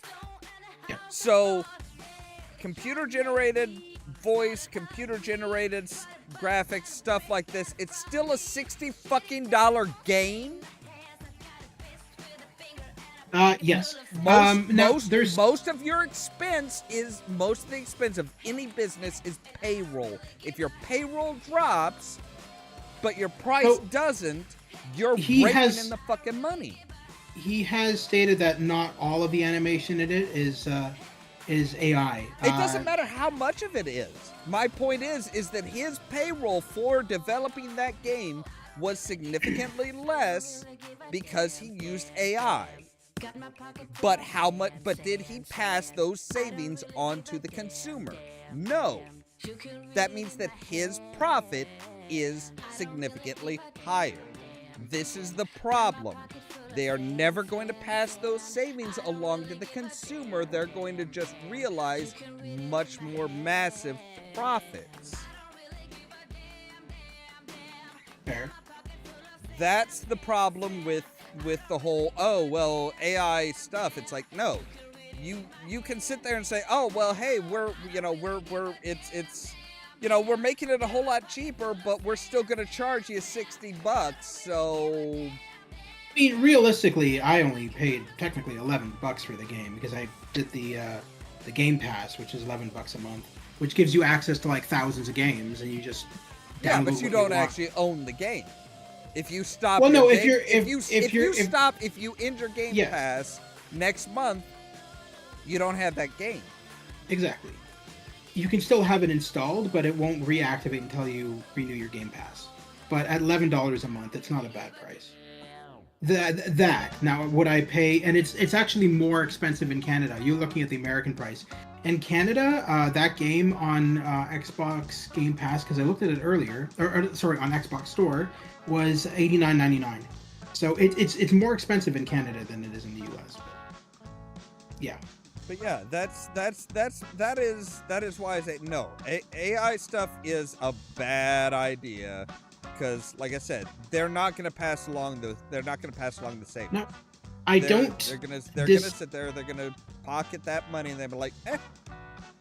I don't disagree with you at all. I have a lot of friends who are, I'm sure Caden does as well, who are artists, and they feel the same way that, like, you know, all these AI art programs that are out now are going to take away the money that we could use when we're trying to make commissions and stuff like that. You know, And speaking if of, it just stopped there, it'd be one thing, but then it's plagiarizing a good deal of their art to make what it makes. It is. Yep. speaking of that, actually, that kind of ties back into one of the things that I was that I kind of wonder. I can't help but wonder.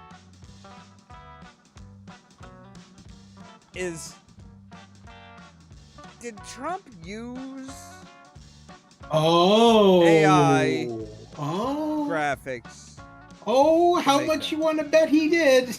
I never thought of that. I can't help but see him sitting at a laptop being like, Donald Trump, 45, spaceman, or army guy.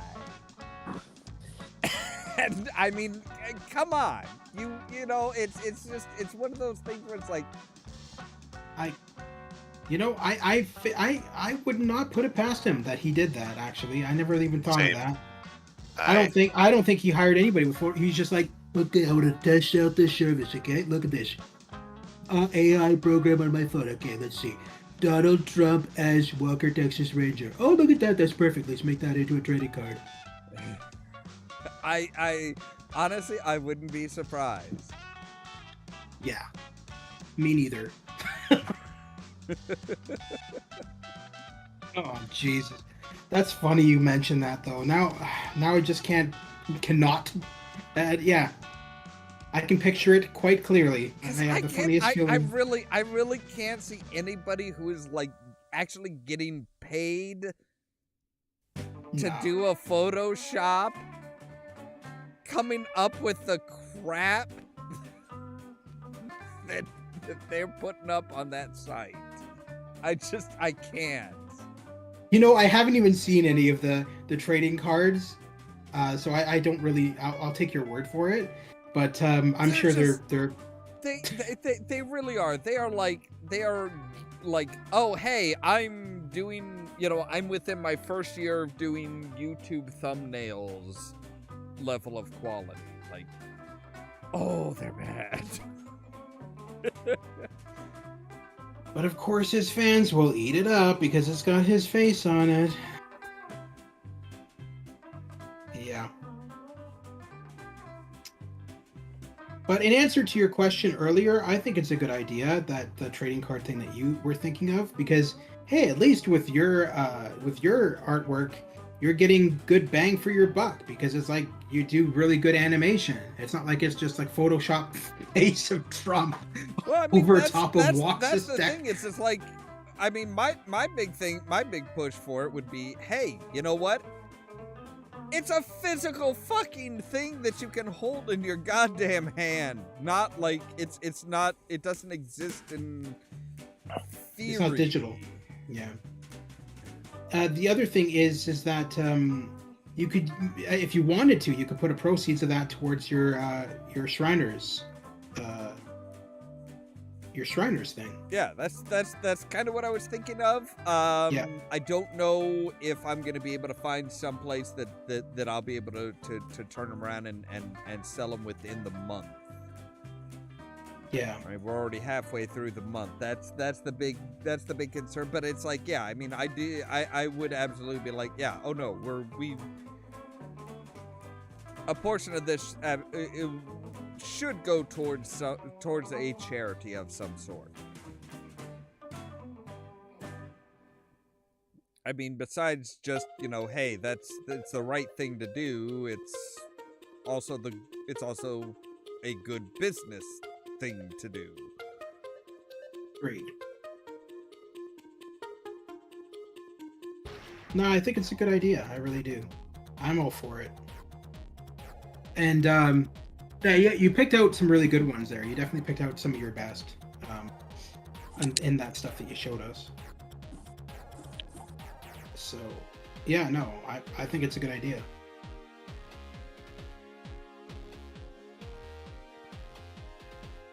Like I said, it's just a matter of is everybody else asleep?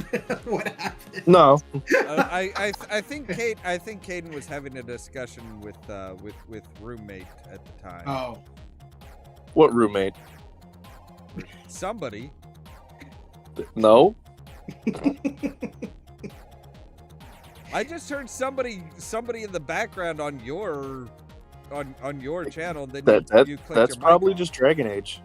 Ah, I see. Roommate. What a ridiculous thing to say that I have. What Dragon Age? 1 or 2? Inquisition. Okay. I have them all, but Inquisition was the only one I bothered getting for Xbox One. Fair. I heard that they're making a new Dragon Age. I'm not sure if that's true or Yes. not. Let's see. I don't remember what this one is supposed to be called.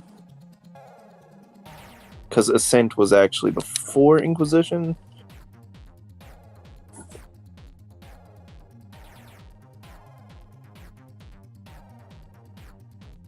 I don't know. It just always astounded me that one of my favorite characters is voiced by Freddie Prinze Jr. Well, I mean, he had a contract with BioWare anyway at the time because he also was in Mass Effect 3. Freddie Prinze Jr. played the military guy who's a part of Shepard's crew in Mass Effect 3. So he had a contract with BioWare. He was in both those games, both in Dragon Age. Yeah, but I think it was because he used the contract with BioWare, the fact that he had to do Mass Effect 3 in order to get into Dragon Age, because he is actually a massive Dragon Age fan. And when they said, hey, we have a character and it needs a voice, he jumped at it. And then he became the Iron Bull.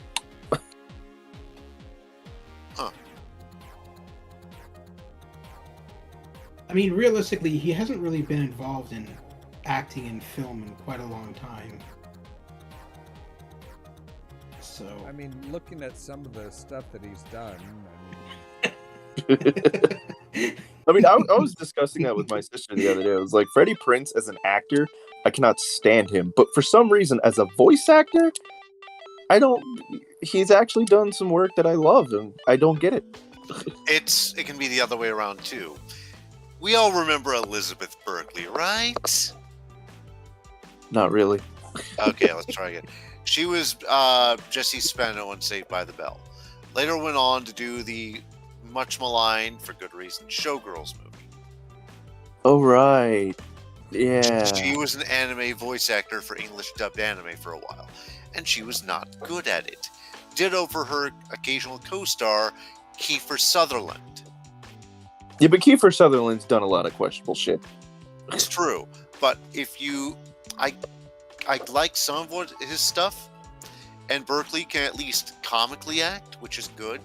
As long as she understands where her talent is and she embraces it, she's a good actress. But when she did anime voice acting, no, bad, wrong. Would you go so far as to say it's badong? Wrong. The only good game that Kiefer Sutherland ever did was 24 the Game, which was on PS2.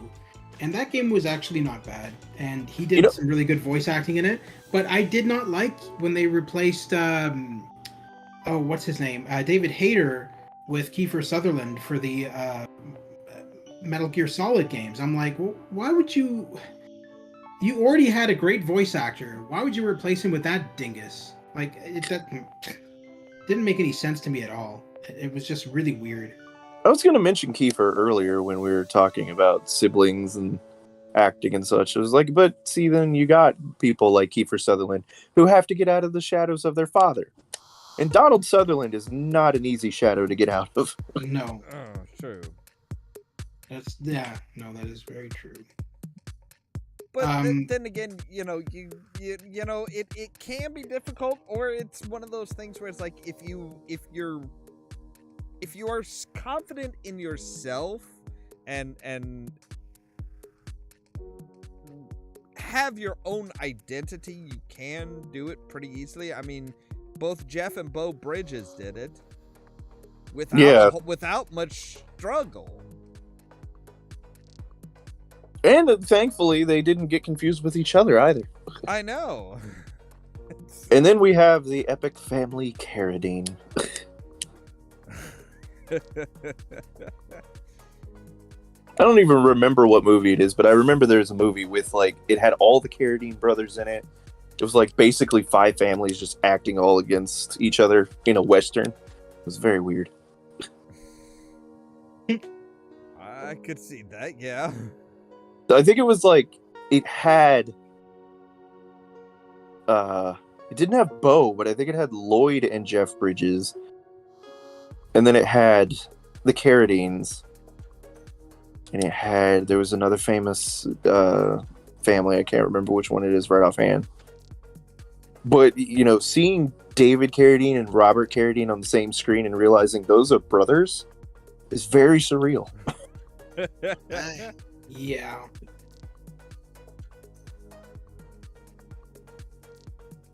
I mean, that's I guess that's one of the things that I think kind of helped Jeff Bridges in particular. Is like his dad was he never tried to compete against his dad. If you look at, like, you know, like they did movies together where it just made sense, like Blown Away, I think it was. Where it's like, you know, okay, well, you know, you're a bomb disposal person. Your father was supposed to be a bomb disposal. It's like, well, all right, let's bring my dad into it. Why not?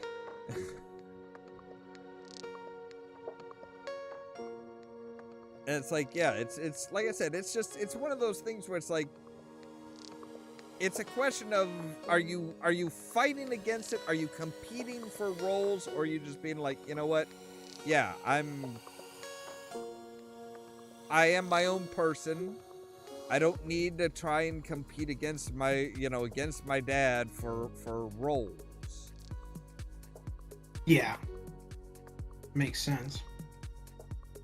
But a lot of families, that's kind of how things turn out. It's like, oh no, oh well, you're the son or the, nephew of this person. It's like, that's the whole reason Nicolas Cage went with Nicolas Cage rather than Nicolas Coppola. He didn't want to be associated with his uncle. He's like, no, I'm my own person. And everyone I'm feeling really tired. I should probably go in a minute. I didn't know that Nicolas Cage's uncle was. You're talking about Francis Ford Coppola? Yes. Uh-huh. Yeah, I did not even know they were. I know who he is. I did not know that they were related. That's interesting. Well, that's why he goes by Nicolas Cage. He was not born Nicolas Cage. He was born like some really, really long ass name, but his name is Coppola. he changed it specifically so nobody knew he was related to Francis. Yep. Oh, Because he wanted to build his own career without getting the benefits of his uncle. It's very admirable.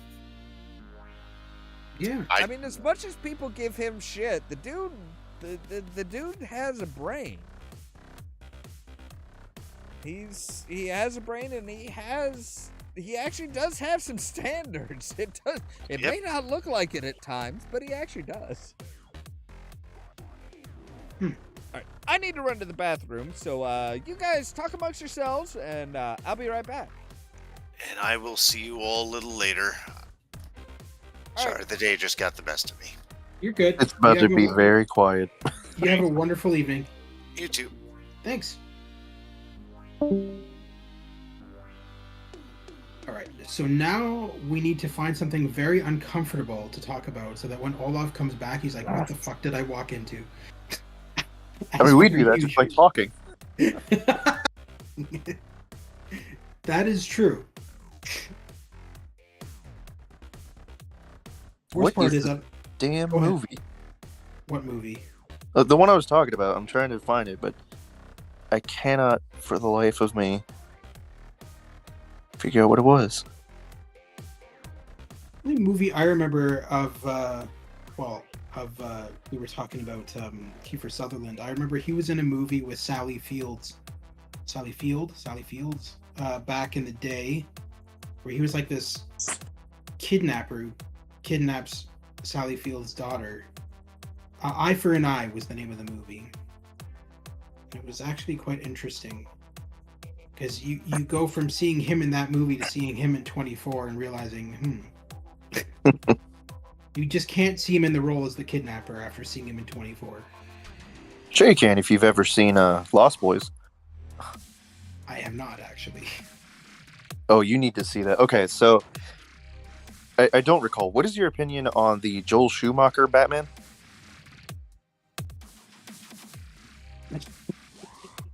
It's okay. It's not my favorite.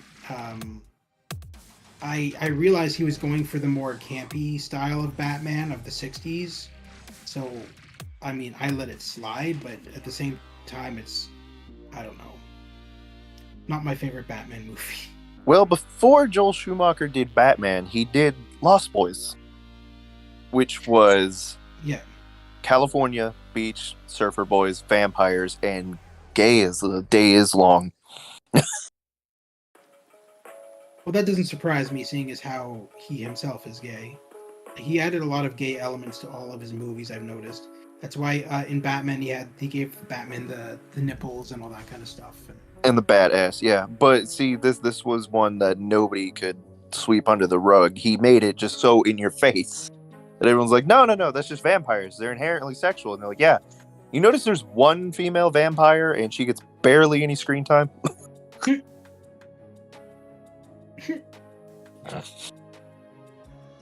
That's funny. It reminds me of there was an episode of Batman the Animated Series where it was a later episode. It was making fun of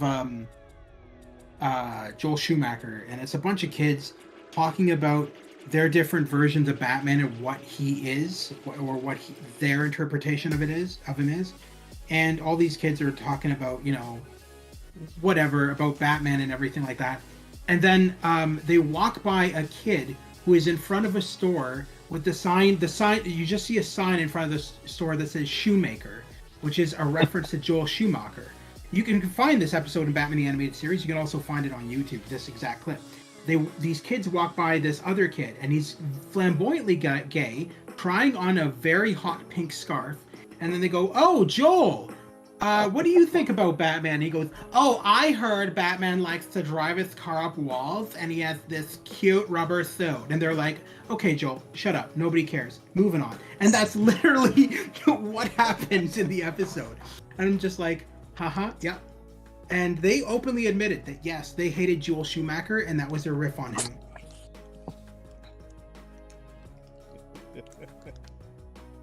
Congrats, we did it. Nah, I've heard that story before. Oh, I know. It's the best, though. It's funny as hell. I don't dislike the man. I do think that he has made some good movies. Granted, Batman Forever was not one of them, at least not for me. Neither was Batman and Robin, which was also his. I wasn't a big fan of all this silliness that he put in. It fit in with the 1960s Batman, which was campy as hell. But to make a modern day Batman be like, oh, bad credit card and all this stupid stuff, it was just so dumb. And so that's why I didn't like it. I mean, that's just my opinion.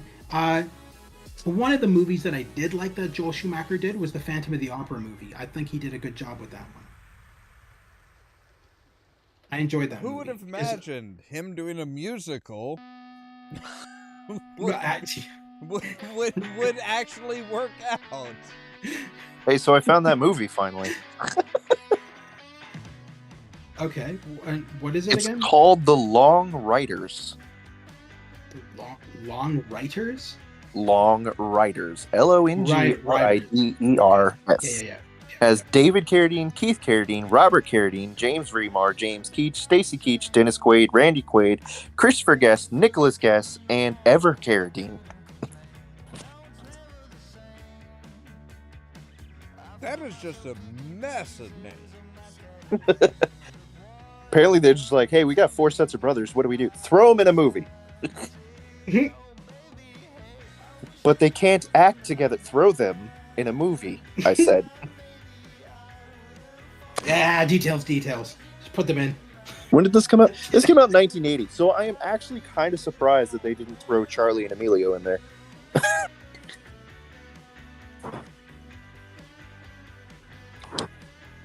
Charlie and know. Emilio, they did do work together in movies, didn't Yeah. they? Yeah, they did were make it in- work. They did. They were also in Loaded Weapon together as well. Yeah, That but movie's- I don't think at that point when Long Riders came out that it was. I don't think they were. I don't think they were names yet. Yeah, I think they were still kind of like, oh, these are just a bunch of young kids. They're not real. These are the brats. Uh-huh. Because, yeah, it was later in the 80s that, like, Charlie Sheen was the tough guy at the end of Ferris Bueller's Day Off. God, that's such a fun cameo.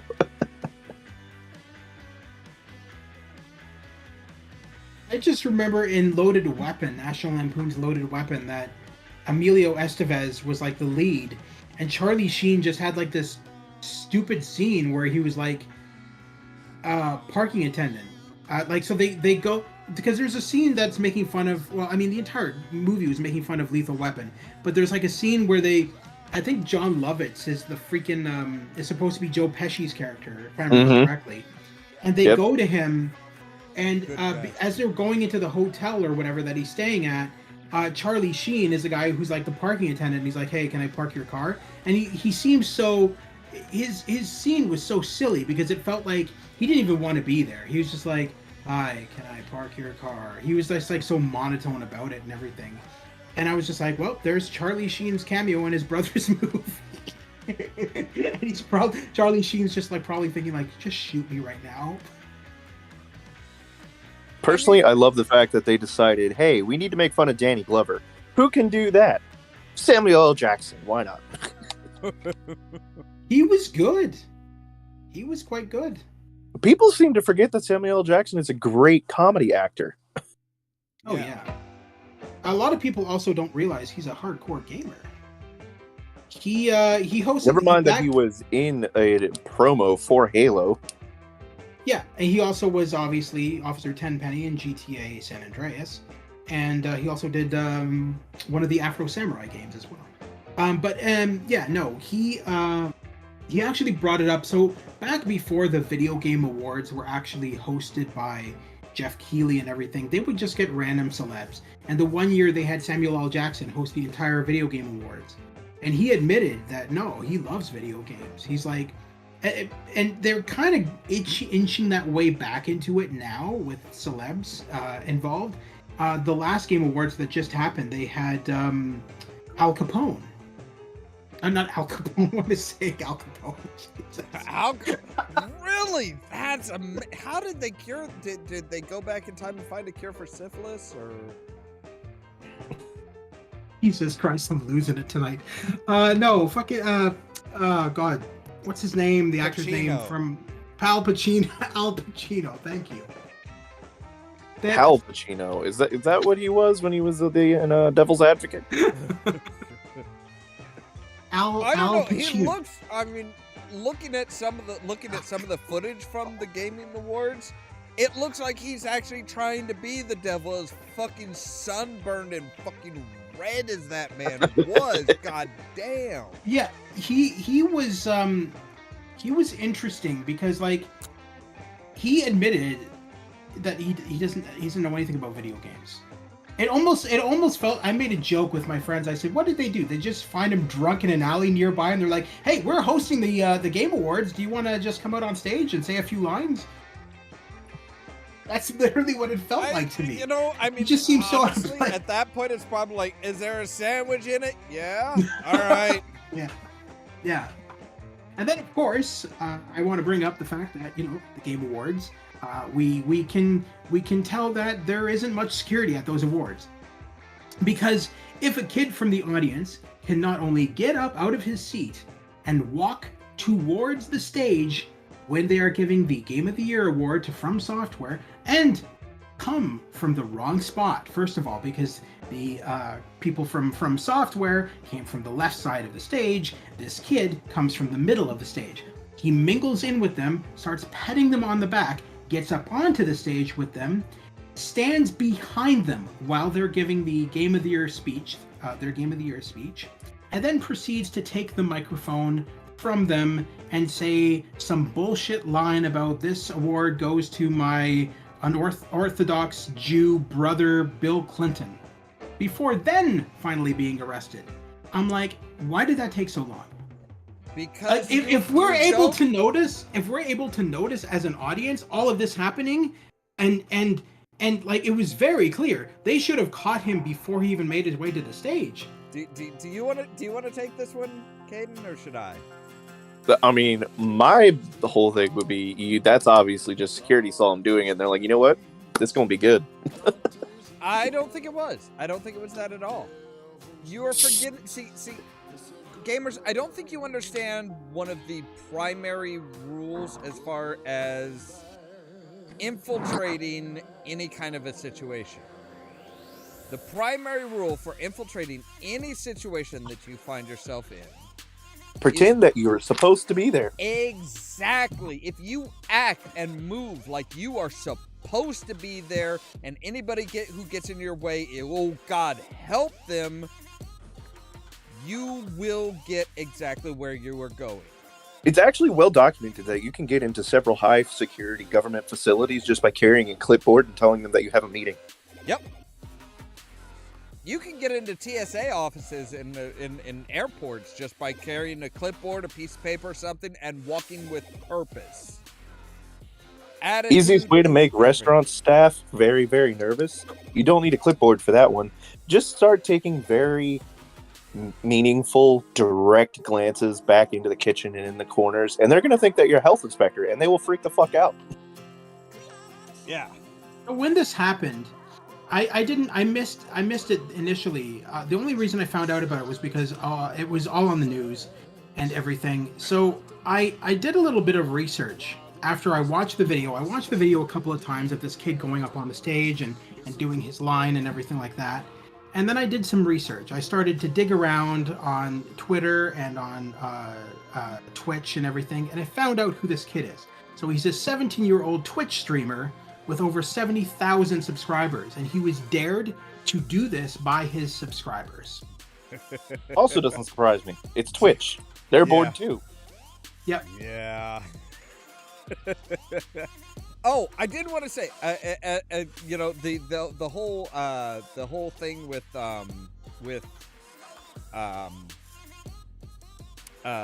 Loaded Weapon and Charlie Sheen. Mm-hmm. Knowing what we know about Charlie Sheen these days, honestly, I think he probably was. I would not be surprised if he was promised a bigger role and was like, "Oh, it's this. Fuck you. I'm not. I ain't doing shit for it." Or he was just blitzed out of his mind that day. True. Dude did a lot of drugs. Does a lot of drugs. Does. I'm not sure if he still does. Is doing. Probably, yeah. Yeah. It's a bit of everything. Yeah. Yeah, dude is not. Yeah. See, hold on. That's unfair. Charlie Sheen does not do drugs. Drugs do Charlie Sheen. Sounds about right. You know, I Remember, he's only on one drug, and that's Charlie Sheen. What did you say? You sounded like Shatner when you said that. He's only on one So drug. did he when he said Charlie it. Sheen. Charlie Sheen only does one drug. It's himself. All right. you know I can't be quite as dramatic a bitch as Charlie Sheen, which is a shame, honestly. I'm actually kind of shocked to hear you say that. If I'm being blunt, I am shocked to hear you say that. Look, we all know that my dramatic is much more towards the Shakespearean and Shatner. All right. Yeah.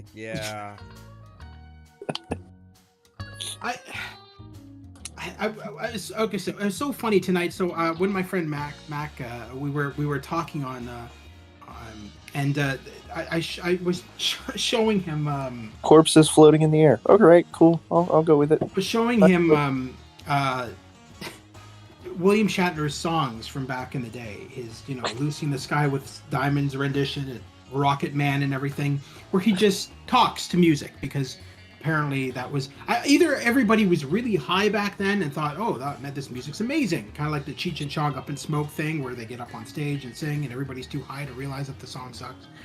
That's what it felt like to me rewatching these, and they were terrible, and it got me remembering when he was in the Star Trek Interplay games, and half the time the subtitles of the game would be finished and would have moved on to the next scene, and William Shatner is still voicing the previous scene that the subtitles have finished long ago. I always found that really funny. It's like he had like a line in like Judgment Rights where he's like talking about a ship's computer or something. He's like, we have to learn just enough. And I'm like, okay, you know what? Could you not just say it in one sentence? Do we have to have the dramatical pauses in between every word? Because I've already read the dialogue. I know what you're going to say. I've gone on to the next line. I don't know what you're doing. One of the best Shatner moments, in my opinion, is when he did an interview and he got on people about that. He's like, these jokes where I talk like this. I never talk like that. And I was like, you just did. You do. He does. He doesn't realize. I don't think instinctively. I don't think he realizes he's doing it. He's like, I remember one of those where he goes, everybody says I talk like every word is its own sentence. I do not do that. And I'm like, you just started. But yeah, no, it's. Now, granted, he is also a comedian, so he could be doing it for comedic Yeah, he effect. could be trolling. That's true. I never thought of that. But I wouldn't put it past him, honestly. He is Canadian. Oh, what the hell? Way to bring that into it. Yeah. He did an entire song about how his entire comedy career is because he's Canadian. Oh yeah, wouldn't surprise me. There was this show on.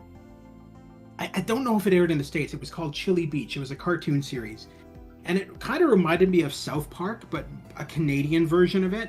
And it was the weirdest thing. Like, William Shatner was the mayor of this town, and the president of the United States was oh god, it was Leslie Nielsen. And I'm just thinking to myself, Jesus Christ, if Leslie Nielsen was the president of the United States, you guys would be fucked. I'm sorry. I kind of gotta go with that. That sounds more like Family Guy. No, it was a show called Chili Beach. No. My point is what you're focusing on sounds more like Family Guy that had Mayor Adam West and Yeah. Oh, it's very similar. Yeah. So Chili Beach, a Canadian series that aired on. So guest stars on the show have included William Shatner, Joe Flaherty, Leslie Nielsen, Elvis Stoico, Lawrence Cohen, and David Suzuki. Jesus, it was done in Sudbury, Ontario. I did not know that. So it's a local show. It was interesting. The animation was not the best, but it was an interesting show. So it ran from 2003 to 2006, had a total of 3 seasons. But yeah, it was an interesting series. The only reason I found out about it was because a long time ago, I went to a swap shop, found this first season on DVD, and I'm like, what the hell's this? It looks interesting, so I bought it. It was like $10, so like whatever. And I started watching it. It was actually quite funny. But yeah, it literally just felt like South Park, except in Canada. It's literally what it felt like to me. But it was an interesting show. Doesn't that mean that Terrence and Phillip should have been the main characters? That's exactly what I was thinking. I'm like, are you? Well, that would. Because yeah, I mean, it's like, wait, South Park that's Terrence and Phillip. That's pretty just much. Terrence I mean, and Phillip. It didn't. That would be copywriting and all that kind of fun stuff. But yeah, no, it didn't have that kind of. So a lot of Chili Beach went with the stereotypes of how so the whole point of the show was that it's a whole bunch of it's literally a whole bunch of hockey fans who live in this village in the middle of the Arctic, pretty much. And like everybody's wearing like hockey jerseys, and it's just nuts. It's basically stereotyping Canada. And then so basically they took an old VHS camera, went out into some random province of Canada and filmed the locals. Yeah, it's exactly. It's a cartoon, so no. But yeah, I mean, pretty much. Everything you've said about the show so far has been okay. So Canada. Yes, we all wear hockey jerseys. In the morning, I do not have tea when I wake up. I have maple syrup. Could you imagine? Actually, I can. I know several people that do that. I know several people. Are they sane? If they could, they would. No, they're not actually safe. They do it because they have hypoglycemia, and the maple syrup helps them balance out the sugar. Well, okay. Well, that's different. Okay, that makes more sense. And then you have me, who does it just because I'm insane. I was gonna say, I know some people that are just they. I mean, you have to understand, gamers. The United States, one of the biggest fast food chains is fucking McDonald's. Oh, it's the same way here in Canada. No, the fast food chain is Waffle House. Well, Waffle House, I don't know if I would count Waffle House as fast food. No, actually, it's part of our emergency warning system, as COVID pointed out. So it's actually a running gag in some areas that no matter what happens, it could be disaster, flood, fire, mass shootings, a Waffle House will always stay open. So if a Waffle House was to close, it's an apocalypse. So the moment that COVID hits and Waffle House is closed, everybody said it was the apocalypse. Yeah. I can see that. Huh. Okay. But yeah, no. So no, I think the biggest fast food chain in Canada as well is McDonald's. I would not be surprised. It would be either that or Tim Hortons. I would say maybe Tim Hortons actually for Canada. But that's not really. They do have food, but most people just get donuts and coffee there. I don't know if too many families that go there for like their sandwiches or anything. Yeah, I feel like it would be McDonald's. I feel like a lot of Canadian stores and stuff like that, a lot of our stores are American stores. I mean one of the big reasons why McDonald's is so damn popular, at least here in the United States, is so many people are like, oh yeah, the McDonald's French fries are like the favorited French fries. You know how much sugar they put in that shit? You know how nasty those fries are from just like 2 minutes of sitting outside a warmer? Oh yeah, they're soggy as hell. They're crap fries. They're crap fries. But if you get them just right, oh yeah, people love. If you get them fresh and hot and crispy, they're amazing. But the moment they get any moisture in them, yeah, people love the sugar. That's really what it boils down to. Is it's like, yeah, they put so much damn sugar in that shit that it's like, oh dear gods. So it wouldn't surprise me that, yeah, even here in the United States, it's like, oh yeah, maple syrup for breakfast? Hell yeah. That's got me interested about something. Hang on. Because I heard that Americans... Well, I heard that in America, McDonald's food is made differently than it is in the Canadian McDonald's. Well, yeah, because there's different standards. Yeah, we have none. We do too. The meat has to be somewhat cooked. That's not It also really has a to be- standard. It also has to Okay, be so- somewhat meat. In Canada, at McDonald's in Canada, there is 0 grams of sugar in our fries. And isn't that interesting? So we have none. Not necessarily. That depends on if your food code follows the same thing as our code. Because they can put 0 grams so long as it's actually under an arbitrary number. Oh yeah, like, yeah, it's kind of like with trans fats. It's like something could actually contain trans fats, but as long as it's under a certain amount, then they can round down to 0. It's, yeah, our nutritional system is way Which is better? fucked up. Which is better, America or Canada McDonald's? Unquestionably, Canadian McDonald's. The food standards in Canada are very high, and the penalty for failing to live up to them is severe. The government can and will shut down any restaurant which fails an inspection. Not Well, only yeah, that, it's the same Canadian here. But we know. Not only that, Canadian McDonald's hamburger patties have but one ingredient, Alberta beef. That's it. Also, Canada is the home to McCain Foods, which...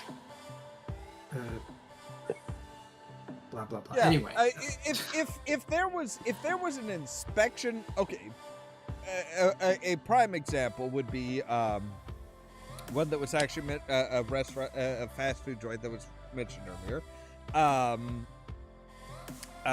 Chick-fil-A. You could have a health inspection, they fail it, or they get close to failing it, as long as they're like within a certain margin. It's like, well, okay, you have a month to fix this, but you have to post this up so that customers can see it. You would have customers stop, read the entire thing, still walk in and buy something because fucking A, it's Chick-fil-A, and god damn it, they'll be damned if they're going anywhere else. We are that insane in the U.S. Okay, I'll put it this way. There are several stores around me, several food peddling stores that are still in operation with more than 15 strikes against them on their latest health and safety inspection. Yeah. Just in case you were ever thinking of visiting the United States, gamers, I was, but go ahead. don't. Okay, so a good advice is listen to Tom Lair's Pollution before you come to America. And then don't. And then just be like, you know what? No, I'm, pack like 3 changes of clothing, and the rest of your suitcase should be filled with food. Yeah. Bring supplies. As the song says, the chorus of the song, you'll be fine in America so long as you remember 2 things. Don't drink the water and don't breathe the air.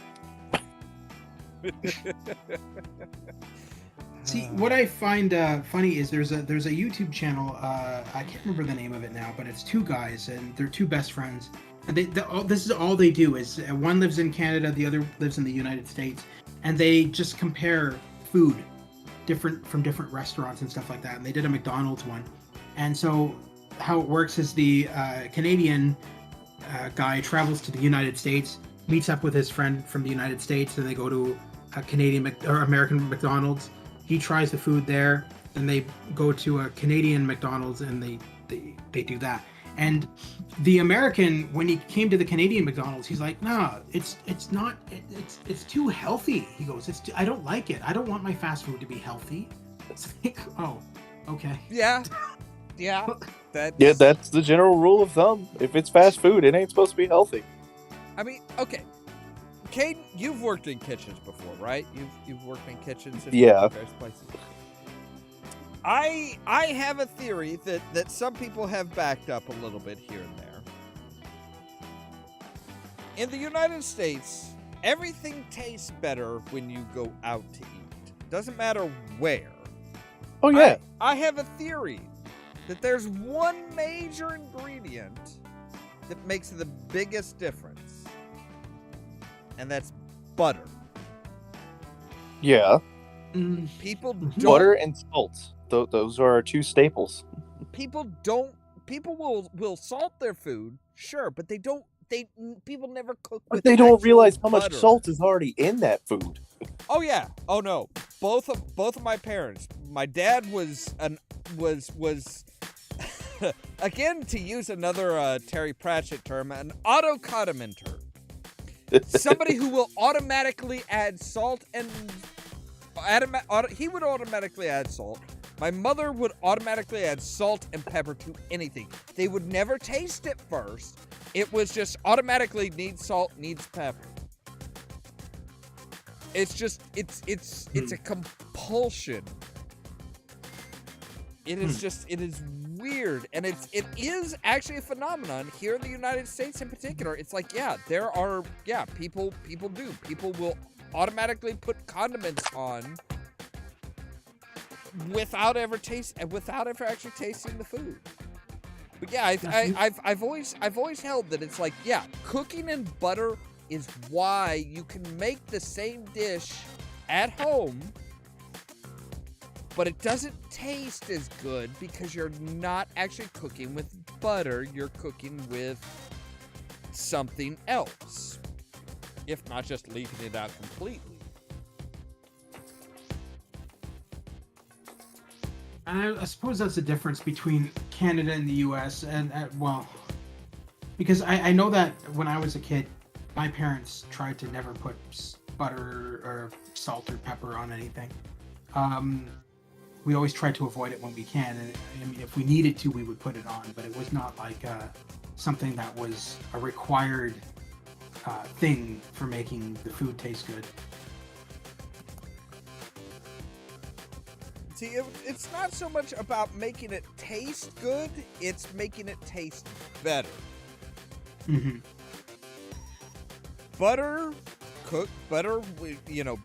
Mixing butter into your food and into your recipe, it will taste amazing. Yeah.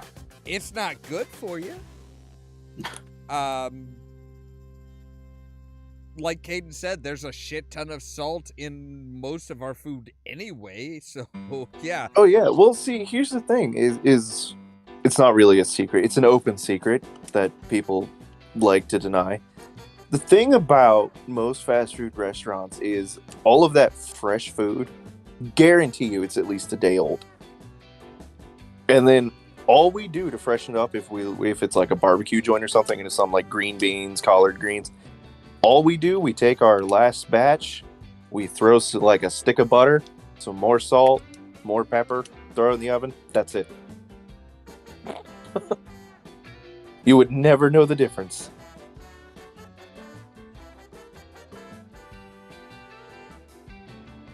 Yeah. We're as much as I am proud of who I am, I almost said that I was proud of my country. I'm proud of the person I am. I'm not quite so proud of the country I am. I'm proud of the person I am. Everything else. But no, The circumstances that led up to me becoming the person that I am. Yeah, a little we shady. are very much, we are a disgusting, unhealthy country. And we like to deny that and pretend it's not true, but we all know it is. Yeah, that's the thing. It's like the people are like, oh no, we aren't. It's like, oh yeah, we are. It's like you can sit there and point out all the things and like, yeah, okay, but still, it's like, but still what? We are disgusting. Yeah. I love when they do that. It's like, yeah, but I'm like, no, there's no but in this conversation. I will say this though. I will say this: as disgusting as we in the United States of America are, we are not nearly as bad as the goddamn Brits. I mean, I still agree with that Tumblr post. Britain took over half the damn world in order to get spices, and then decided they didn't like any of them. Pretty much, yeah. I mean, it's yeah. I mean, I'm sorry. Britain comes up with some fucking weird ass shit, and it's like, I understand they are a much older country, so they've lived through much more hardships and can say, well, you know, we didn't always have things weren't always good for us, so we had to make ends meet. It's like, yeah, but you don't still have to make shit out of a sheep's intestines. Is this just Look, a that is a fetish? rite of passage. I don't know if it's just a fetish at this point or what, but it's like you really don't have to do that anymore. You are in a much better place now. It's okay. Sir, that is my emotional support sheep stomach.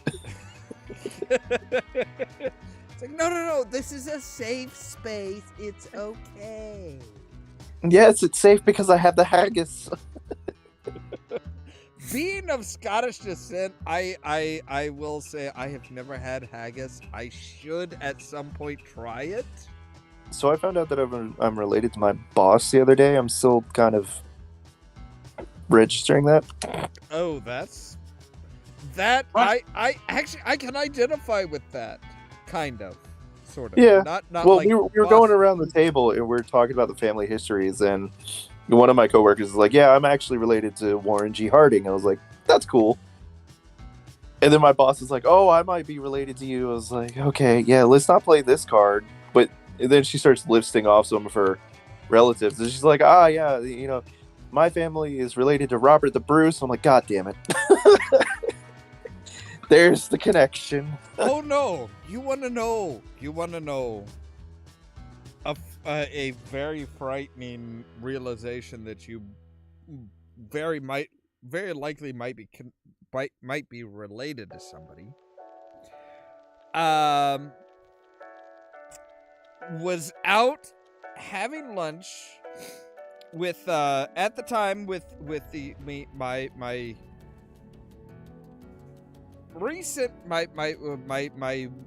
recently married wife, her ex-husband, and her 2 kids. And they mentioned the youngest son's middle name, and I'm like, you know, he's got a great middle name. They're like, really? Most people would be kind of be like, okay, what does that mean? I'm like, well, no, that's his middle name is the name of the clan that I'm descended from in Scotland. And her ex-husband looked at me and said, really? Because that's how we chose that, was because that's my clan's from Scotland. She looked at him, looked at me, looked back and forth a few times, threw her hands up in the air, said, oh, God damn it, and just walked off. I was about to say, I would have just like looked at her and been like, so keeping it in the family? She just, right? It's like, no, she just fucking walked off. It was like, nope, can't handle this shit. Well, actually, as it turns out, because we've done the family trees, because of the fact that we're old blood, as we'll say, and we traced us back to Prussia, we also found we're related to Robert the Bruce, we're related to William Wallace, so we're on both sides of that war. We're related to Mary, Queen of Scots. We're related to the Tudors. So I'm like, shit, there's probably nobody on this planet that I'm not related to in some fashion.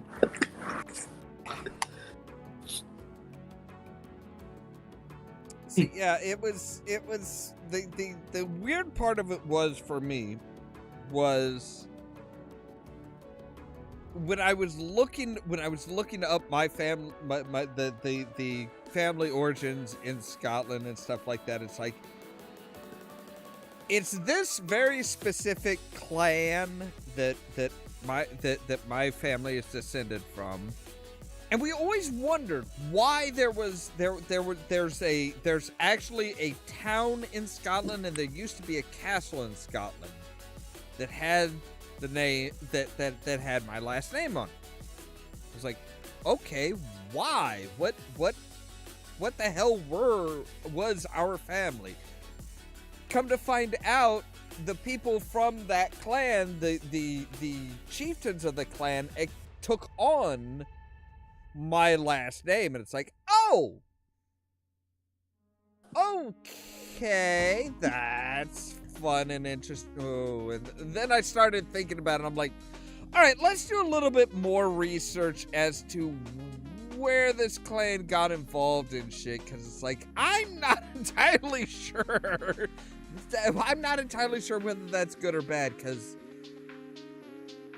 Scottish history is tricky. It's hard. But apparently the Clan Mackay was involved in one side or another in pretty much every war in Europe up to World War II. Yep. Doesn't matter which side they're on. They didn't really fucking care. They just wanted to fucking fight. I am glad at least that, we found that Dad's family was in Germany at the time of World War II. But thankfully he was on the correct side. Yeah. That's one of those things where it's like, Apparently, I at least according to some sources, yeah, the Clan Mackay was involved in just about every war in Europe, and generally was on the winning side, up to and including World War II. So it's like, all right, so they were. I won't say they were necessarily on the good side, but they were on the winning side. So they're. Of course, the history is written by the winners, etc., etc., etc. So it's like, yeah.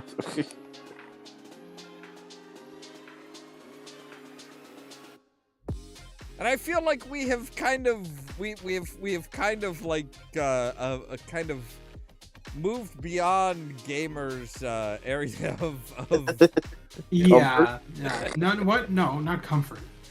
That's fine. No, it's just I've really nothing to contribute to this topic. That's all.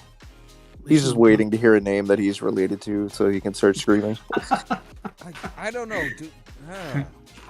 Well, I guess part of my family is from France, so I mean there is a possibility there. Well, no, okay, so the fact that we've got Scotch and Irish and British, there's a chance. So my dad is from Argentina and my mom is from Newfoundland. So it's still a chance. I mean, I suppose. I don't think I've got anybody from Newfoundland. I'm pretty sure I don't have anybody from Argentina. Yeah. I don't know. My families are weird. Like my family's like so all over the fucking place. Yeah. Yeah, my mom, she had an interesting family. So I think she has like 5 sisters and 12 brothers or something crazy like that. I don't know. It's like you should see the family album with like when they're all together. It's nuts. She comes from a very, very large family, and I was gonna say they're definitely gonna need the wide angle lens, aren't they? yeah. I always made a joke of, well, a lot of my friends made the joke as well of, so your mother's parents, it must have been really boring in Newfoundland that they just had sex all the time. Oh no, I know somebody. I know a friend of mine back when I was a teenager. His dad, Catholic, was commenting on another Catholic family that had 15 kids. And he made the comment, he's like, he just, in front of like teenagers, he just stopped and looked at us and was like, yeah, somebody needs to buy that family a fucking TV. And it's like, it's just like 15 fucking, why? And that was I think that was the point where I was kind of like introduced to the idea of, oh yes, particularly with hardcore Catholics, if you have sex, it is for procreation. You do nothing at all to stop it. So that is the goal. If you have the urge to have sex, you better be ready for a kid. In the words of Monty Python, every sperm is sacred. Oh, God. Yes. Yes. Yeah. That was a funny sketch. I think I prefer live organ transplants. I think they had a skit. I don't remember if it was a part of Meaning of Life or it was in Flying Circus, but they had one skit was like John Cleese played like a health teacher, and he like literally the chalkboard, he pulled it down and it falls down into a bed, and he brings in his wife and he's like, now this is how we have sex. And he just starts ripping off his clothes. His wife rips off the clothes. They get into bed and they're like having sex. He's like, now pay attention. And he's like talking to all the students. And he's like, does anybody have any question about where my dick is and my wife and stuff like that? I'm just like, no. This is terrible. Oh God, I remember that one. I'm pretty sure that was the meaning of life. Yeah, I think it was Meaning of Life. Yeah, I think so. Because I think it came right before the Catholic sketch. They were Nope, just yep, it was Meaning of Life, and Yeah. it was before the Catholic sketch. I was gonna say, I figured somebody has to have Google up and. Yeah. No, I just was like mentally reviewing it, and then I remembered the scene. I was like, oh yeah, I remember where it is now.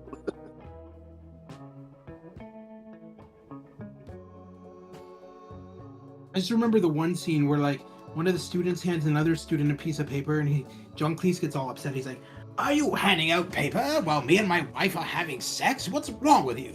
It's like,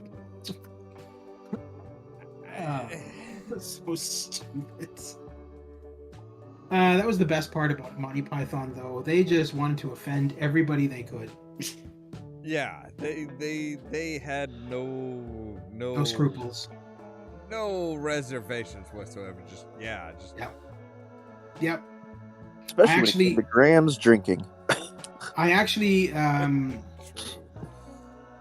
got for Christmas last year all of Monty Python's Flying Circus on Blu-ray for my parents, and it's beautifully remastered on Blu-ray, very very high-end quality, and comes with some of the special features. Comes with Eventually we're going to have to invade Canada just to get his Blu-ray collection. And so some of the special features includes like Monty Python at the Hollywood Bowl, which of course they call it the Hollywood Bowel. But they also had this like special, like it was like a reunion special with the cast of Monty Python. It's so funny because they all come out and then they're like, oh wait, we forgot Graham. He's in the back there. And so they go backstage and they bring out Graham, and it's just this giant urn full of ashes. And then they just set it down on a chair, and at one point, they get an award and they start fighting over it, and then they knock over the urn with the ashes in it. The ashes go all over the place, all over the stage and everything. And John Cleese just kind of rolls his eyes and walks off the set and comes back with a vacuum cleaner, and he's just vacuuming up the ashes and dumping them back into the urn. Oh my god, it was nuts. I don't know. It's their typical humor. I'm sure that everybody in the audience for that live stage reunion must have been like, what the fuck is going on? This is kind of all over the place. I mean, come on. They should have known what to expect. It's true. Well, that's the thing about comedy troupes like that. You have to expect the unexpected. So you don't know what to expect because that's what you expect. I mean, to a certain extent, yeah, but it's like, you know that it's going to be irreverent. You know that they're going to just, yeah, they are going to be all over the place. I just like how most people's favorite Python is the one that never showed up on screen 90% of the time. And that's Terry. Terry Pratchett, yeah. Or Terry... No, it's not Terry Pratchett. Terry Gilliam? Yes, it's Terry Gilliam. The animator. Yeah. Yes.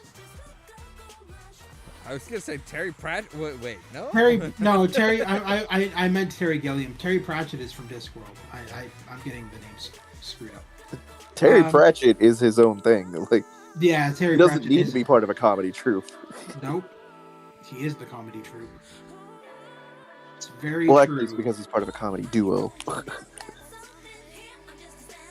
Yeah, no.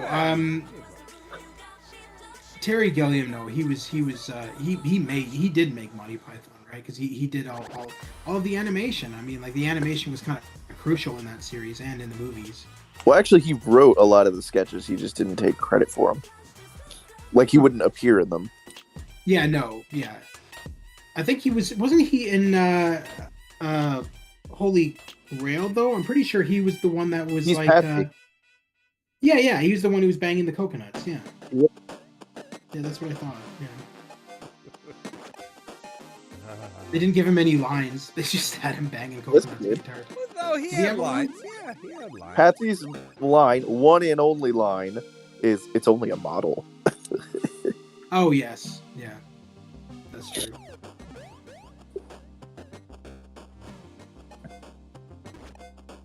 I remember that period in the 90s where everybody was making their email tones on their computer, and everybody had Eric getting struck by an arrow with "Message for you, sir."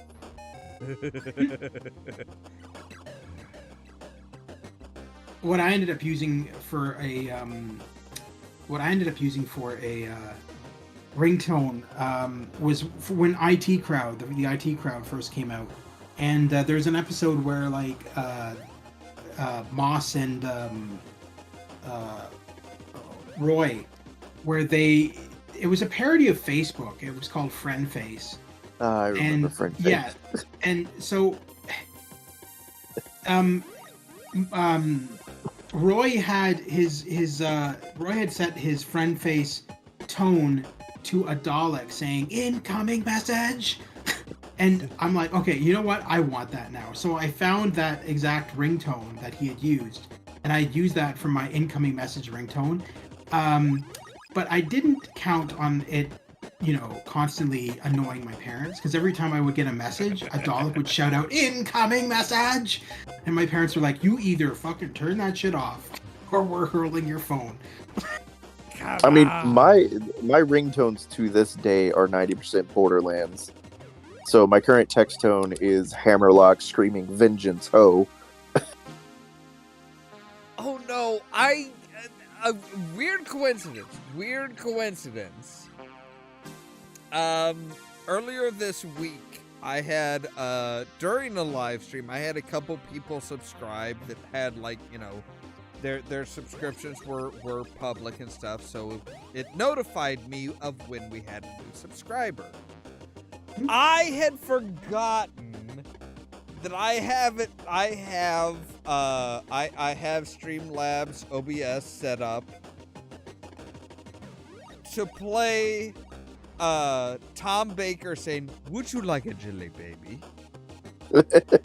Every time somebody subscribes. So all of a sudden I'm in the middle of like Red Dead Redemption. All of a sudden I hear this, "Would you like a jelly baby?" I'm like, wait, what the fuck? What just happened? Why?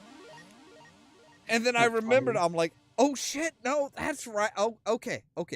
I understand why now, but dear gods. I'm not losing my mind. I at first I'm like, wait, is my computer like fucking possessed by the fourth Baker. Doctor? What's going on here? I mean,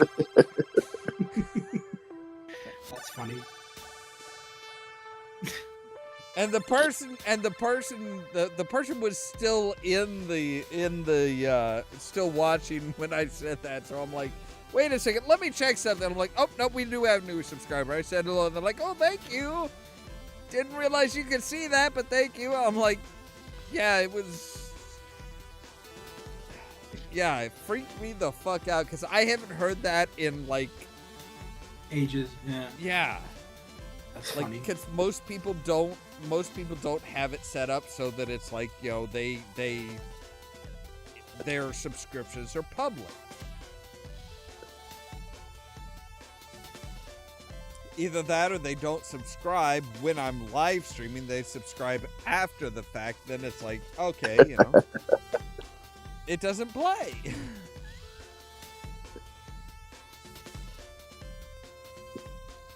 Yeah, I am a huge Doctor Who fan. We all have our Yeah. thing. I don't mind it either, but I'm more of a fan of the originals more than the new stuff. Oh no, yeah. Yeah, the my favorite Doctor will always be Tom Baker. Same. He's absolutely my favorite Doctor. Yes. I do have a few of the more modern video games of Doctor Who, and I don't mind them. I love the point-and-click adventure games that they made of Doctor Who. If you haven't played them, you really should, because they're really damn good. I have. Oh yeah. So the most recent one was first-person point-and-click adventure game. I have it for PlayStation, but it's probably on PC as well. And it stars both the modern female Doctor. I don't remember the actress's name, but it also has Jodie Whittaker. Jodie Whittaker, yeah, and it also has what's his name? Before Matt Smith, David Tennant. Yes. David Tennant, yes. So it has both of them in that game, and the Doctor from the past and the Doctor from the future, and they both throughout Time Paradox, they both work with you to save the world from the Cybermen and the Daleks. Because surely no other groups can ever threaten the timeline. There's more to it than that. I don't want to spoil any more. There is a lot more to it. Well, I mean, but those, you know, well, I don't know if I don't know if the I know the Daleks and the Time Lords had some form, eventually developed some form of time travel. yeah, all I really know about the game is that it's written by a writer from the series, the more modern series. And it's true to, it's like canon to like the show and stuff. I haven't seen any of the modern shows, so I couldn't confirm or deny it, but I do know that I had a lot of fun with it, and it's a really good point-click adventure game.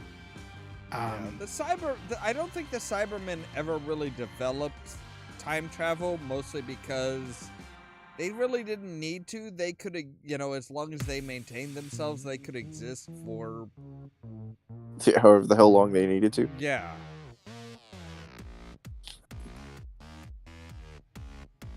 But yeah, the Time Lords were always like, oh yeah, we well, yeah, they were just, hey, we are going to, you know, their whole shtick was, we can manipulate time. So it does, Yeah. it does kind of make sense there.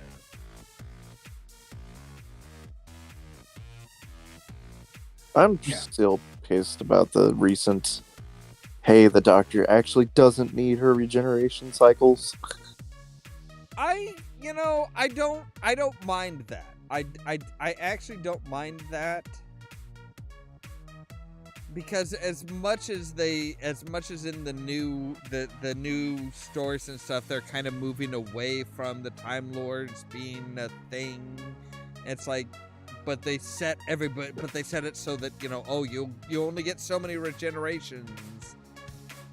I don't mind them saying, you know what? No, the Doctor is the reason why you are able to regenerate.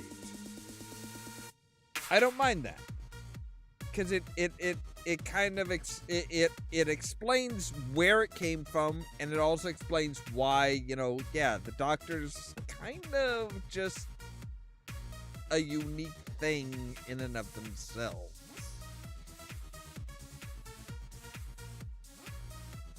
Yeah. I mean, hell, the whole reason for the regenerations was William Hartnell was getting too old, and they're like, but we don't want to end the series. What are we gonna do?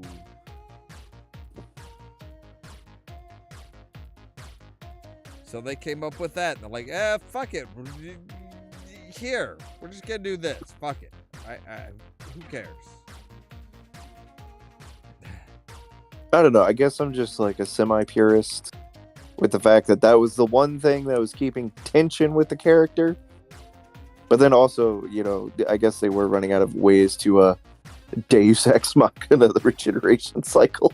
Yeah, it's like they had they gave him a whole new 13 regenerations at the end of Matt Smith's time, and it's like, all right, but we're gonna walk ourselves right back into the same problem later. Let's just nip this in the bud. Well, that and try to keep up with how many times he regenerated technically, anyways. Well, I mean, they had the count right. They actually had the count. I mean, they did. I will say this. That is one of the things that I admire about the Doctor Who series is they do keep to their own canon to a certain extent. Like when it was Matt Smith, everybody's like, but he's just the 11th Doctor. It's like, no. You missed. You forgot about the hand. Yeah, you forgot about the hand. And okay, but that means that he's the 12th Doctor, not the 13th regeneration. Well, now you're forgetting about the War Doctor. Yeah, it's like, but you don't know what happened between Paul McGann and Christopher Eccleston, so. But yeah, they have always kind of been like, no, we know what we're fucking doing here, which I do appreciate.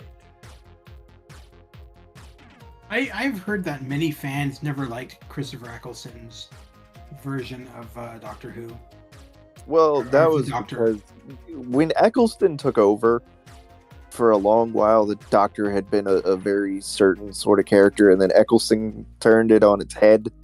And people are like, wait, he's not supposed to be violent and aggressive, and what does he mean he's going to wipe out the Daleks? That's not the Doctor. Yeah, it was very much kind of the idea of, oh, well, they changed it, now it sucks.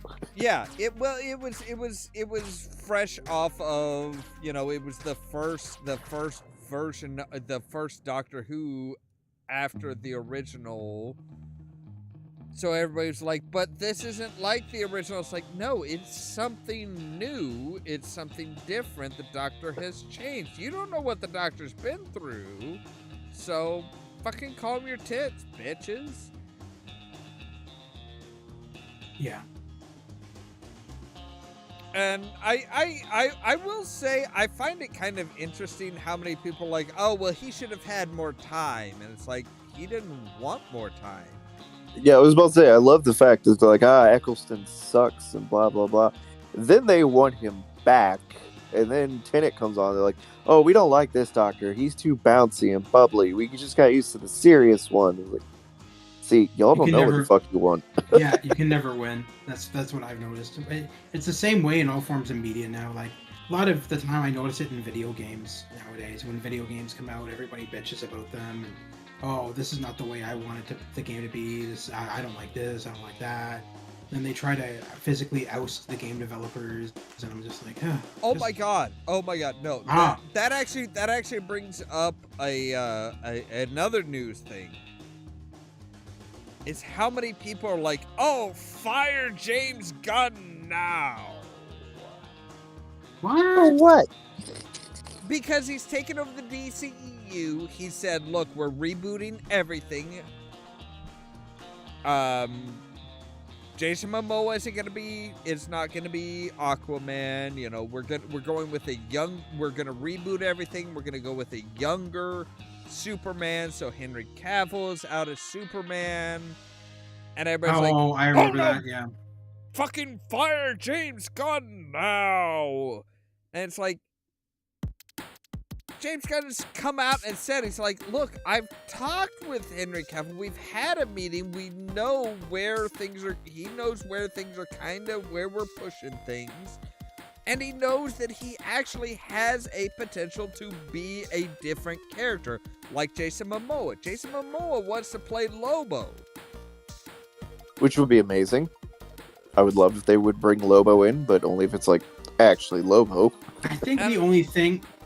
Go ahead. And yeah, it's one of those things where it's like, everybody's like, no, we hate this, we hate what James Gunn is doing. It's like, you don't even know what James Gunn is doing.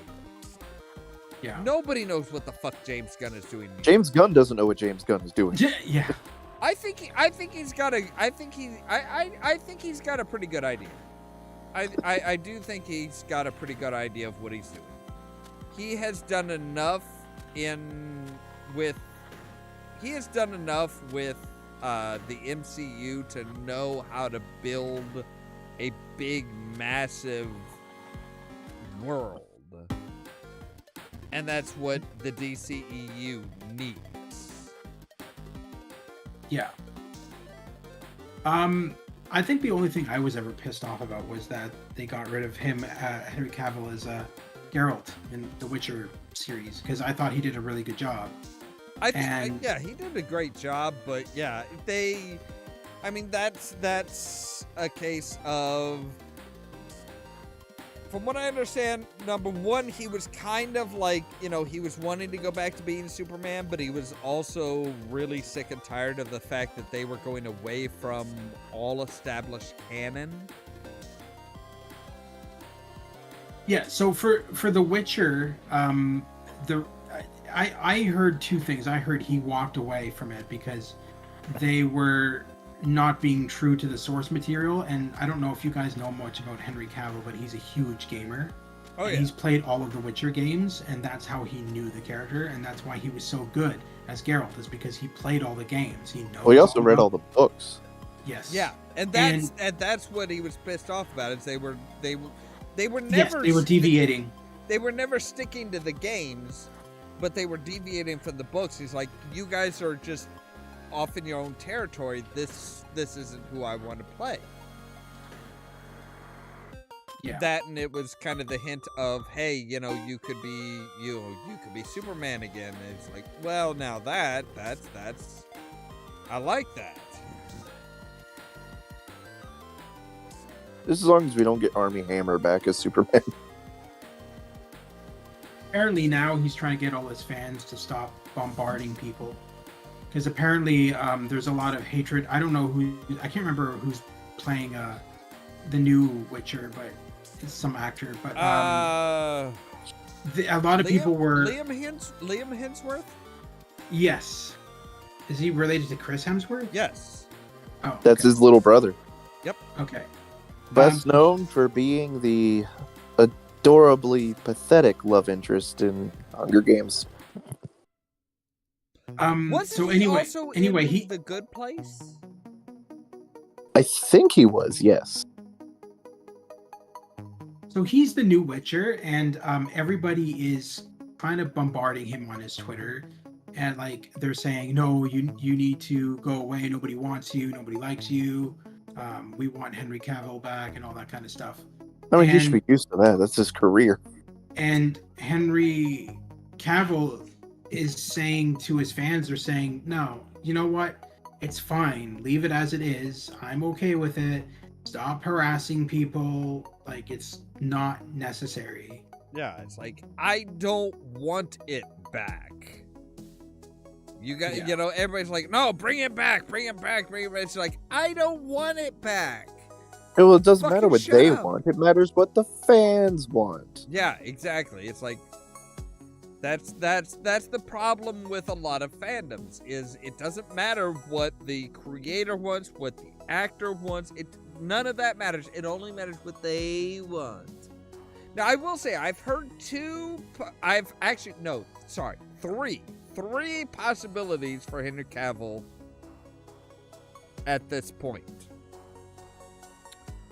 One that he's really interested in is Amazon is going to do a Warhammer 40K series. Yes, I just read about that today, actually. And he is a huge Warhammer 40K fan. He's just a huge nerd in general. Oh, yeah. I've seen like. Can we make yeah. him the emperor? Two is the suggestion that he could play after Deadpool 3 in the proper MCU universe. He could play Wolverine. I think he's a little bit tall for that. I would hope that they would do like the Lord of the Rings thing and kind of like bring him down in stature a bit. Hopefully. Can we just, like, for the love of God, find a midget Canadian to play Logan? Gamers Europe. Yeah. No, you gotta you have to take over as Wolverine now. It's just That's your destiny. You know, as somebody else who I found out recently is a hardcore gamer and plays a lot of video games and considers them better than Hollywood movies is Wes Craven, who is best known as the creator of Nightmare on Elm Street and the Scream franchise. Yeah, not surprising.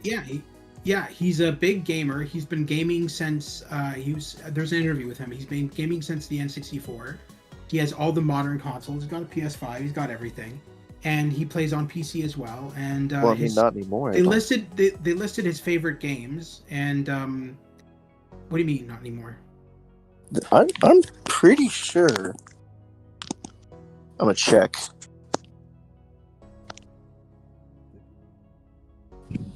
Maybe it wasn't Wes Yeah, Craven. Wes is dead. So Okay, so no, maybe it was. it's not. Hang on. So yeah, Let me not look up the anymore name. is a fair thing. This is a recent article, so it's got to be another Hollywood director. Then I know that it's one of the guys who made one of the horror movies. Hang on. All right. While you look that up, I'm gonna go to the bathroom again because, dear gods, I've had about 4 liters of water so far today. John Carpenter. That's who it was. Oh my God! Not surprising at all. Yeah, John no, Carpenter. that makes a lot of sense. John Carpenter. Now he did say that his favorite games are Skyrim, Dead Space. What was the other one? He liked the Mafia franchise of games. L.A. Noire was another one he liked. But yeah, he listed a whole bunch of games that are his favorites. And That's actually probably how Michael Meyer got into Dead by Daylight in the first place. wouldn't be surprised. He also said that he's a fan of the Borderlands games. Yeah, it also doesn't surprise me. Yep.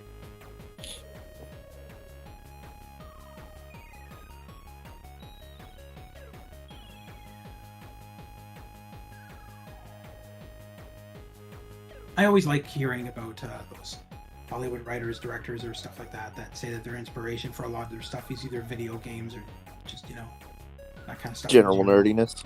Yeah. And then we get Cool. Vin Diesel. Who owns his own game company, for Christ's sakes.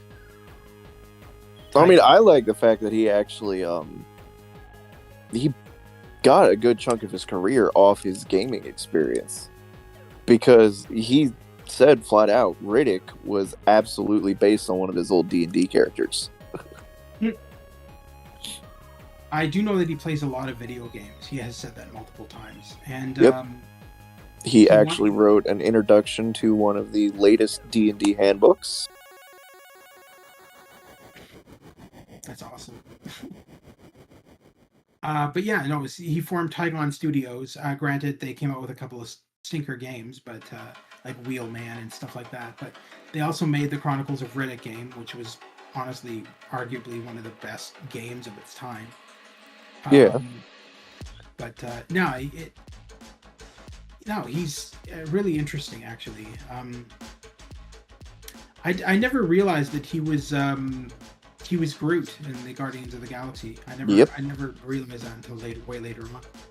And the best thing about that is that he recorded every single one of his lines in every language. Jeez. So they didn't just loop "I am Groot" or pitch bend it. He recorded every single instance of Groot saying "I am Groot," and he did it in every language they dubbed it in. So it's always Vin. Okay, so now that I'm back, the third option that I was talking about as far as Henry Cavill, and the one that I honestly think would be the best, it would be absolutely fucking amazing. It's in the new DCEU. Have him be Batman. He could do it. Yeah. I He think would he probably would be the one person I think could pull off the balance. I agree. I think he would be fucking amazing. It's like, And unlike all of the recent ones, we wouldn't need that stupid voice shit. yeah, right? Oh, the voice distortion. Yeah. The I'm Batman. Hey, here, smoke 50 packs of cigarettes. Now do your lines. But only when you're in the mask. Yeah. Okay, now unsmoke those 50 cigarettes and do your Bruce Wayne lines. Yeah. I know we should have done the Bruce Wayne lines first, but fuck it, we fucked up. So, yeah, get all that shit out of your lungs. What I want to see is, I can't believe that we never actually spoke about this one, but we've always talked about the balance of Bruce Wayne and Batman, but we forgot the big important balance, which is you also need to balance out Bruce Wayne and Brucey Wayne. Yeah. So you need somebody who can act like an absolute himbo too. Yeah. By the way, speaking of Batman, I don't know if you guys are aware. This was announced at the Game Awards, but it was confirmed at the Game Awards that Kevin Conroy's final foray as Batman is going to be in the upcoming Suicide Squad game, which is actually created by Rocksteady, the creators of the Arkham games, and that's coming out next year. And Kevin Conroy will be reprising his role as Batman one final time. All of his voice work was done just before he died. I don't know how to feel about that. I really don't know. I really don't know how that game's gonna go. I don't either, but I'm willing to give it a chance. I am more willing to give that a chance than what the fuck is the other new Batman with the Gotham Knights? Gotham Knights, yeah, I'm not even interested in that at all. Nope. I have friends who have it who have literally told me it's shit, so I'm good. That's pretty much everything that I've read about it and heard about it is like, yeah, this is. It was supposed to be like the successor to the Arkham series, but it like never connects with it. Yes. Well, the other thing is that it's not done by Rocksteady anyway. It's done by Warner Brothers, and honestly, Warner Brothers was really bad at making Batman games because the previous Batman game they did, which tied into Arkham, was Arkham Origins, and that wasn't even that good because they couldn't even net getting all of the original voice cast, so they just hired really bad sound-alikes. Warner Brothers, I don't think Warner Brothers was fully in charge of Arkham Origins. That was a Canadian company. Was it? Yeah. Oh, sure. Blame Canada. Fuck yeah. You guys fucked it up, not us. Fair enough. But no, I mean, Warner Brothers in general has never had has never had great luck with games that they've done. I It really mean, happens. the Shadows of Mordor, the Mad Max, where they tried to like copy the Rocksteady Batman Arkham series type of gameplay. I didn't It mind didn't Mad work. Max. I didn't mind Mad Max. I thought it was decent. Mad Max, it was decent. That's the thing. It was decent. Mhm. That's all you can say about it. It was decent. It was Yeah. repetitive. It was repetitive. The controls and the combat system and stuff that they tried to lift from the Arkham series, they did not stick the landing. They did not really understand the ins and outs of it all, so they're just like, okay, well, this is kind of like it, so good enough. And they did the same thing with Middle Earth, the Middle Earth games, the Shadow of Mordor and Shadow of War. It was the exact same type thing. It was like, it was kind of the same, but not, but it was like, it's close enough. That's where they landed on it, was it's close enough. I don't remember. I haven't seen the original Mad Max movie in a long time. I don't remember Mad Max being as monotone as he was in the game. Actually, fun fact: in the original Mad Max movie, he barely had any lines. Yeah. Oh. Okay.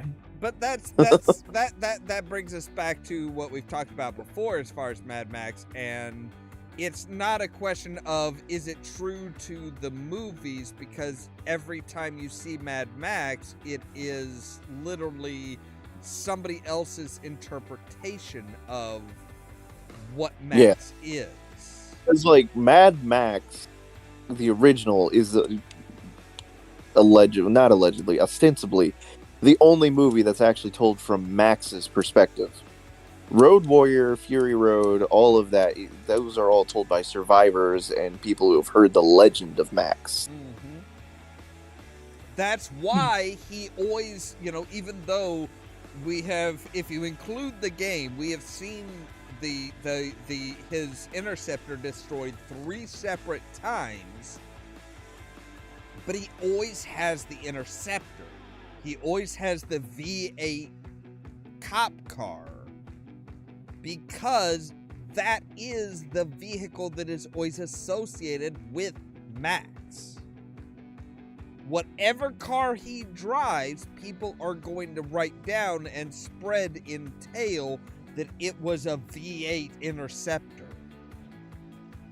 Not just a V8 Interceptor, the V8 Interceptor. Exactly, yes. It is, it's always that V8 that's just, this is what Max is known for. So that's why it's, that's in Road Warrior, I think was where the V8 where the Interceptor was destroyed. But then in Fury Road Warrior, it was disabled and then left behind. But the direct continuation from that was, in theory, supposed to be Beyond the Thunderdome, which he didn't even have a car. He had a camel. But what I was getting at was, so it, in any of the movies and stuff like that, when he talked, was he that monotone? Because I know that in the game he's just, he's like, oh, we gotta go get some water, and he's very monotone, and he's like very. Well, you're talking, okay, so as far as those Basically, types of lines, those are more of he's talking to himself. Yeah. Also, you have to remember that Max was played by, I'm still pretending I'm actually Australian, Mel Gibson. Yeah. So okay. So But at the time he did Mad Max, wasn't he still kind of Australian? He was never Australian. He was born and raised in Brooklyn. He's always said in talk shows and stuff like that in the past that he was It originally was from. good for his PR. He only lived in Australia for about 2 years after he turned like 12. It's the same type of problem as oh god, what's his name? Guy who played Connor McLeod in Highlander. Right? I know it. Once you try and remember his name, it's like You're not talking Any about other Chris- time we You're not talking about Christopher right off Lambert, the top yes, of it. Christopher Lambert. Yes. Yeah. Lambert, yes. Lambert is French, kind yes. of maybe. Well, Not not really. really. No, he's American. He was born in New York. Yeah, I know. He I was just born saying. in New York. He spent most of his really formative years actually in oh god, was it Switzerland or Sweden? I just remember him And as then- rated. And I think then- his was Switzerland. I think he spent a lot of time in Geneva. yes, because his parents were diplomats. That's why they were in New York when he was born. They went to Yeah. Switzerland, and then after when he was like 12, that's when he moved to France. I just remember him best in the Mortal Kombat movie as Raiden. No, actually, the funniest thing I've ever seen Christopher Lambert in is actually an adaptation of Beowulf. Oh, Because that is- yes. It is so over the top. Oh my god, yes. But yeah, it's the same thing. It's like, he's not what, people are like, oh, well, he's French. And it's like, no, he's not. Well, I mean, people thought Mike Myers and Dan Aykroyd were American for how long? Yeah. People still think Jim Carrey's American, which I find kind of funny. People still think that fucking William Shatner's American. Well, I mean, it's because they don't fit the stereotypes, and that was the hilarious part. Except for the fact that if you look at Wayne's World, that entire thing is Canada. Yep. Well, that's the beauty of Canadian bacon. God, I love Canadian bacon. Canadian Bacon, the movie Canadian Bacon. So many people that are like, so many actors that people are like, oh yeah, they're American. Oh, they've got Americans to play Canadians. It's like, no, they've got Canadians to play They Canadians. got Canadians to play the Canadian stereotypes. But yeah, it's like. I mean, John Candy's another one. Everyone thinks he's American. Oh, No. yeah. And apparently he was an amazingly nice guy from what I've heard. Yep. Like, He just was. Which should have been the tip-off. right? Like, yeah, the star of a movie or a show is like helping a crew member load up, move shit around. Here's another one who's actually Canadian that a lot of people think is American. Keanu Reeves. I didn't realize that until more recently. Actually, I don't think he's Canadian either. Are you sure? I'm gonna look it up. Yeah. I did a lot of studying. I just forgot where he is. Oh yeah, he is Canadian. There you go. Actually, raised in Toronto, born in Beirut. So, Ah. Canadian by nationalization. Yeah. But yeah, it's amazing. That's how he learned his humbleness from Canada. No, that was being named after Hawaiian wind. You get that name, you have to be humble. God damn it. So Keanu Reeves, Donald Trump, Vladimir Putin, all three of them named after farts. Great. No. Keanu's is the sweet summer wind. Okay, so a Oh, fart spring fart. after eating a bunch of pineapple. Yes. I was gonna say a queef, but okay. I mean, Christ. Look, don't tempt me today, all right? Somebody asked me today what you get male coworkers to put in their stockings for Christmas, which already being a ridiculous question, I was like, I don't know why you want me to help you with this, but she's like, I was going to get people candles, but Do they make candles with manly scents? It's like, oh god, we're getting into this. So I went to look up man cans, but I forgot what they were called at the moment. So I just like looked up manly scented candles, and I found like the worst scents ever. And then I found a candle that all of us basically fell over the table laughing when we read it, because it's just labeled scented like light this if you want a blowjob. No, Which just led us into, what is this scented What? like? the only thing I could think of, what do you put in a man's stockings? His dick? Yeah. I mean, It was just like, I mean, I can get women perfume and blah, blah. What do you get a man in his stocking? Like, do you get him cologne? I was like, no. You never get a man cologne unless you are dating him. I mean, even then, it's like, you know, do you know the man? Do you know what he likes as far as cologne? It's Well, that's what I meant. I was like, Yeah. look, cologne is a thing. Like, and I mean thing with a capital T, because you have to know the man. You have to know what his scent is. You have to know what's going to compliment him.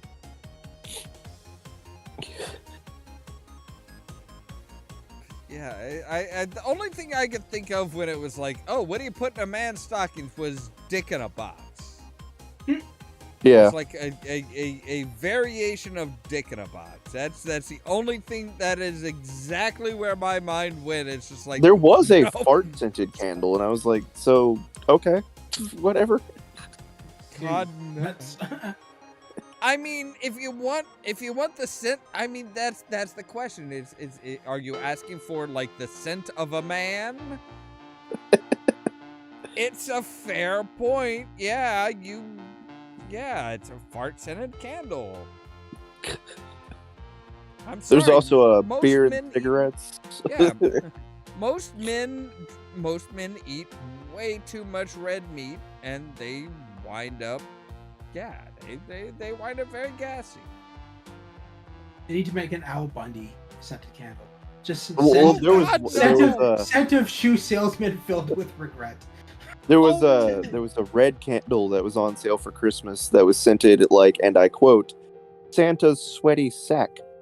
Yes, that's exactly it. That's what exactly when you said like the scent of Al Bundy, the only thing I could think of was like, so you want a candle that smells like sweaty ball sack? Because I guarantee you Basically. that is what Al Bundy smells like. I mean, that's at least what you're gonna smell when he shakes your hand. Right? Yeah.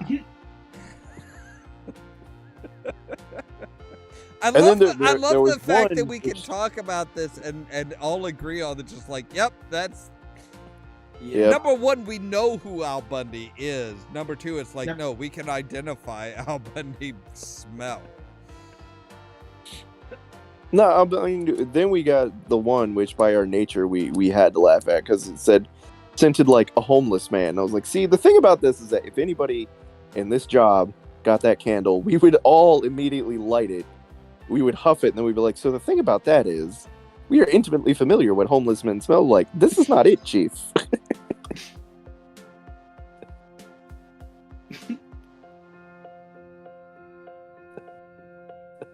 I remember, so a while ago, I don't know if it's still a thing. I know that for a while ago, you were able to buy scented candles that were themed towards video games, and it was like a pack of 6 that you could get with Skyrim. And you light these candles based on the area you're in, and it brings a scent of the area you're in Skyrim. And so I'm like, okay, so what's going on here? I get the pine one and everything. So what happens if you're in like a cave with a bunch of rotten corpses around? Are we just gonna light a candle of rotten corpses? Sandalwood. Wouldn't most? I mean, if we're talking Skyrim, wouldn't most of it be like burning hair? Pretty much, yeah. I mean, with as many dragons as there are around. Look, if you want the scent of Skyrim, personally for me, it's always going to be associated with dog shampoo, thanks to the virtue of that's when I had to play the game. It's when we were bathing dogs. But Okay. if you really want an accurate depiction of Skyrim, yeah, you just grab a steak, throw it on the grill, grab some ale, just slather it on there and let it burn for about 6 hours. Then add some sweat, machismo, racism. Sounds about right, yeah. Like I said, for me, it's like, for me, the only thing that I would associate with Skyrim is, like I said, like burning hair. Because it's like, you can burn a human body and it's going to smell like burning hair because that is such a pungent, strong odor. Oh, yeah. That's why when, like, you read those books and, like, I was set on fire and I smelled the smell of cooking meat and was vaguely hungry. It's like, yeah, no, you obviously have never actually been on fire. Ironically enough, I actually have been on fire. I accidentally set my hand on fire once. Oh, no, a friend of mine was behind me one time playing around with the lighter, and all of a sudden I hear this, oh shit, and he beats me on the back, and then a couple people that were in front of me are like, do you know what just happened? I'm like, yep, JR just set me on fire. Like, you're okay with this? I'm like, he put me out. It's all right. Yeah, it's like, you're awfully calm. I mean, I was on fire. Is panicking gonna get me anywhere? Pretty much, yeah. It was like, eh. It's like my reaction. I got my MRI last night. And, I've always been told that, hey, don't get an MRI with the rods implanted in because, sure, they're titanium, but, they could still have some fun. We'll leave it at that. They could still be magnetic. And so my parents, like, my dad's cool with it. My mom's panicking. She's like, so, like, what if that really does happen? Like, what if they are magnetic and something happens? Like, if they're magnetic, they just get ripped out of my spine. I die. I don't got to worry about it. It's like, I don't see why there's a reason to panic here. Like, either it goes well or it doesn't. There's no reason to worry. Oh, Lord. The people that I choose to associate with on a weekly basis. Probably the only people that would understand the, you know what? Yeah, I don't really give a fuck. If I get bad news, what am I gonna do about it? Yeah, I can picture us right now in some fantasy setting. Like, honestly, if we were gonna get together, do a screenshot or whatever, there would definitely be, you'd be sitting at the table, looking somewhat professional. Gabers would be off in the corner.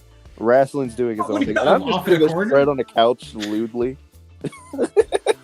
So you would be George Costanza. Pretty much. Just sprawled out on the couch. Just everything hanging out. Just the yes, I am seducing you. No, you're not. Yes, I am. Give it a minute. No, I could totally see that laying out on the couch, draped in velvet. Yeah, probably. Gotta be draped in velvet for George Costanza, but yeah, I could totally see Caden being like, oh yes, I'm gonna drape myself in velvet for this. Yeah. Are you kidding me? I probably would have already cut it to length specifically for it. I can actually picture that too. Like, yes. Yeah. I feel like we would make a sitcom and that would just be like a running gag in the background of an episode as I'm constantly sewing something. You're like, what are you doing? Nothing. Finally pays off at the end of season 1. Is that what you were making this entire time? Yeah.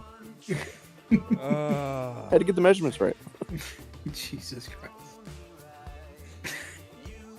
My God. But yeah, I was saying earlier, I do find it funny how back in the past, video games didn't really care about being so immersive. But ever since, I feel like ever since Leisure Suit Larry 7, where Al Lowe made the Scratch and Sniff 2000, which would allow you to smell different smells from Leisure Suit Larry 7, which ironically was a very bad idea. They weren't all bad. Just everything that had to do with Larry. some of those scents you didn't want to smell. Let's just be honest. Yeah, but I mean, they did have chocolate.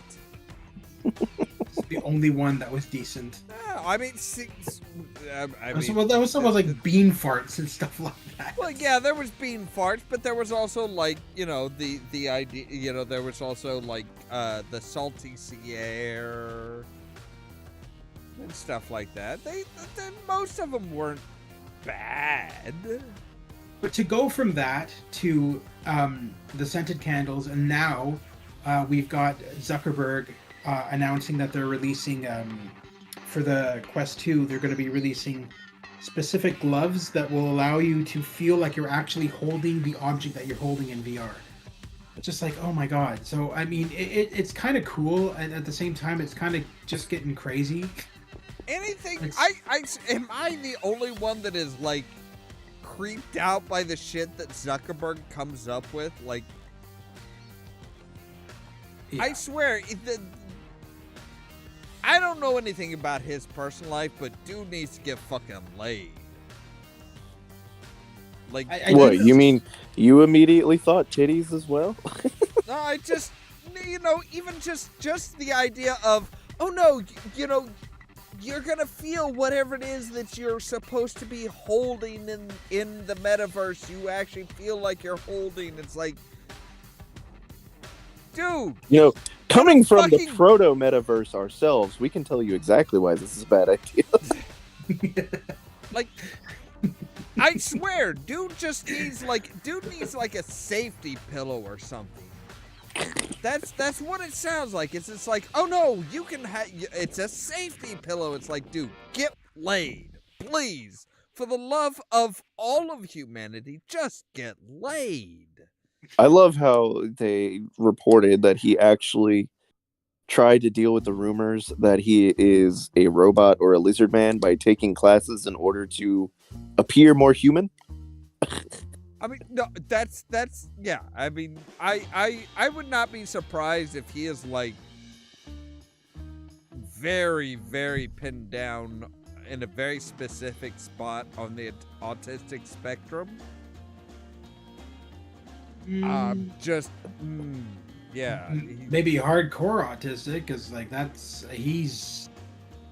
He doesn't. I mean, he doesn't understand human emotion. That's the biggest thing. That is one of the big things with like severely autistic people. They do not know how to identify human emotion. They don't know how to respond to it.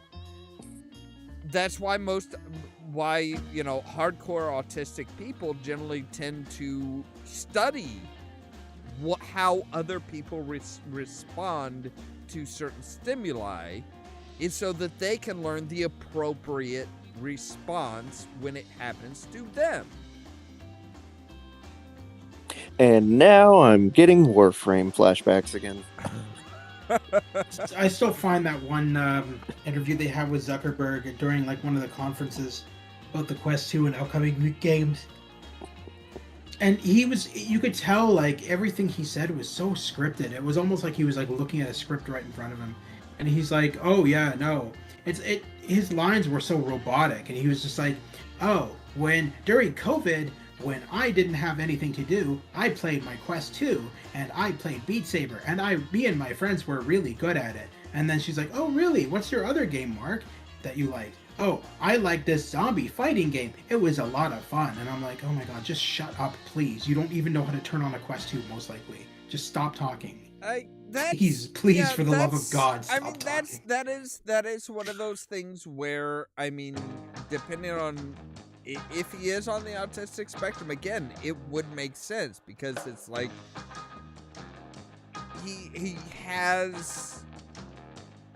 he's trying to figure out what to say to respond to, you know, basically to give the person what they want to hear.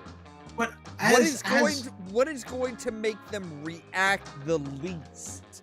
But Also, if he is trying to hold back enthusiasm so that he doesn't get into a manic state. As a person who is autistic myself, even his level of autism, if he has it, is driving me insane.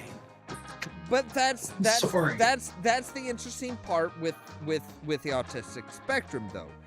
You are not quite as high on the spectrum as somebody like Zuckerberg would be. Yeah. You don't, you're not worried about evoking a serious major reaction, a major emotional reaction from somebody. He Yeah. is. He does not want that because he can't handle that. He doesn't, if that happened, he wouldn't know what to do. So he tailors his responses so that it is not going to evoke that response. Yeah. Actually, one movie that I would recommend as far as that one of the best movies that I've seen as far as like kind of explaining the autistic spectrum and stuff like that, and how difficult it can be to deal with somebody like that. It was a Bruce Willis movie, Mercury Rising. Mercury Rising was so much fun.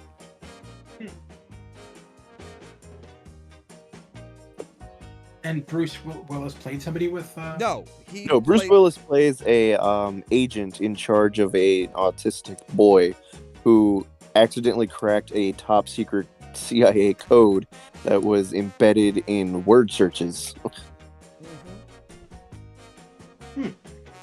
And the kid is very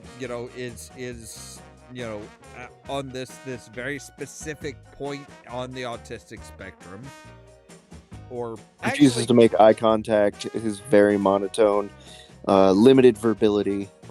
Anybody who he doesn't know is automatically treated as hostile. Yes. As an unknown quantity that is automatically assumed to be hostile. Yeah. Like, most people will only know the movie because they like to make fun of the opening scene where they show what the kid is capable of. Because after he cracks the code, part of the code was, if you figure this out, call this number. And he calls it, and it's the CIA monitoring station. And they ask these like questions like, hey, who are you? Where are you from? What's your age? And the kid just responds with, you're a stranger. Yeah, it's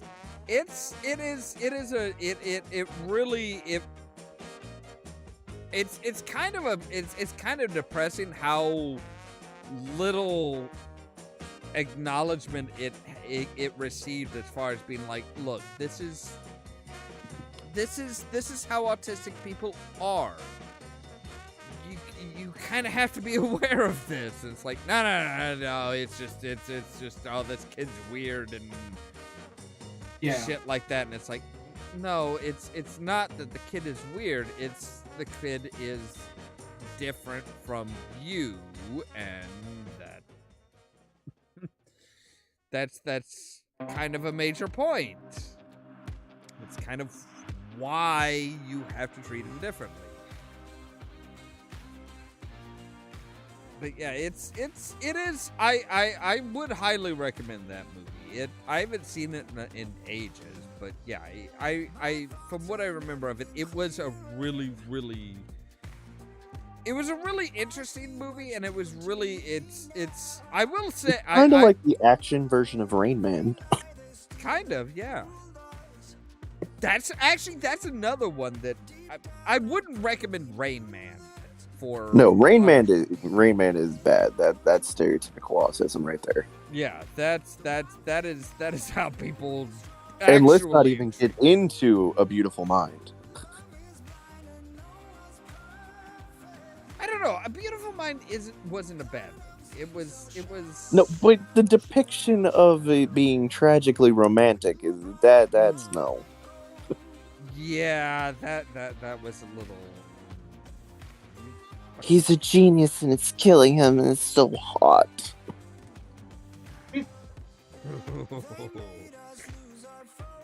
Yeah, that. All right, fair enough. I will say that one was. I mean, I do appreciate that movie because of the fact that it's like, it does kind of bring up the point of, sometime, with the general idea of, hey, if you're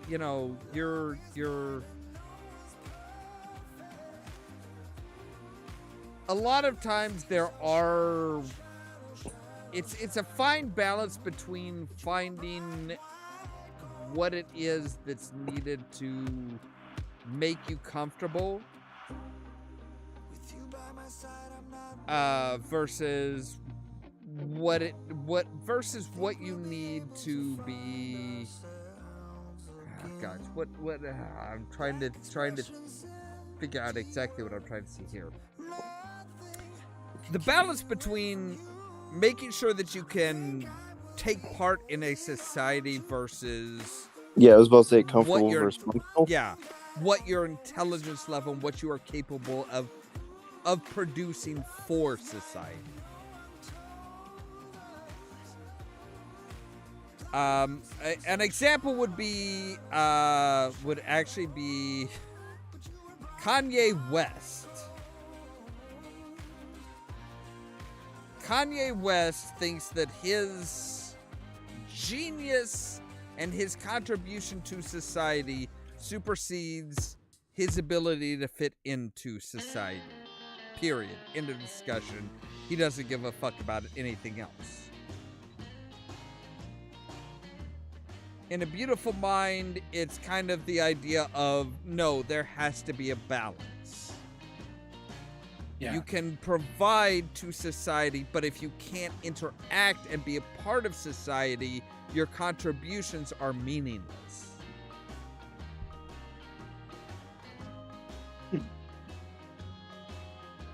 At least that's my take on it. What's this movie called again? Mercury. You said Mercury Rising. Rising. Okay. I'll look for it. Oh, it sounds interesting. Mercury being the code name of the CIA project. I couldn't remember why it was named that. Yeah, it was Project Mercury, and it was said to have descended or gone dormant. And so when the kid found it, it was Mercury rising again. All right. Because movie titles apparently had to make sense at some point. Yeah, it's a weird time. Wasn't that one like the late 90s, early 2000s? I believe it was actually 1998. early 90s. Okay. Yeah, 1998. Oh, okay, yeah, so it was late 90s, okay. Yeah. I'm actually kind of surprised. I'm surprised that I was able to kind of narrow it down to that.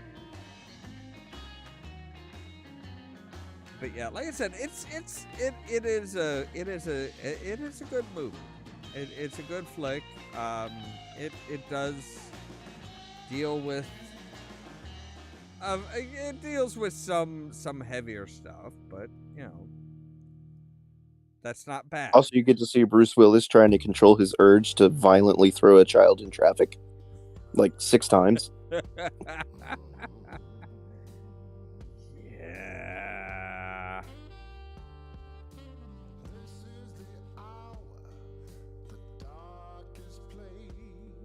You know what? I completely off topic as far as the autism and spectrum goes. I think another good flick that I just like for the hell of it, just a good popcorn movie. Definitely The Long Kissed Goodnight. I don't think I've ever seen that. Do you like Gina Davis? Depends. Okay, so let me narrow this down. If you watch a Gina Davis movie, do you like Gina Davis the housewife or Gina Davis the oddly masculine butch woman? I would have to say the latter of the two. Congratulations, Long Kiss Goodnight is all about Gina Davis losing her memory, becoming a housewife, and then realizing she was actually a CIA agent who was a butch tomboy who did not give a shit, chain smoked, drank, wore leather, bleached her hair. Wait, does this one have? Was that another Samuel L. Jackson movie? It was another Samuel L. Jackson movie. Okay, I. That's why it sounds vaguely familiar. Okay. Yep. I just love it because, I mean, it's not a great movie, but it's a good popcorn flick. I especially, like, I would have enjoyed it more if they focused more on the conflict of the Charlie and Samantha personalities fighting, like, trying to reconcile each other.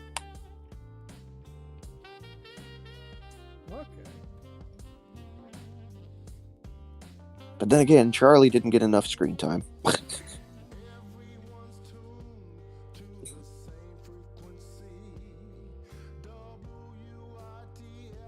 Okay, well, I think, are you serious? Wow. Oh, shit. Okay, yeah, I think we have, dear gods, I just realized how long we've been going. A while. Yeah, about 3 hours and 50 minutes.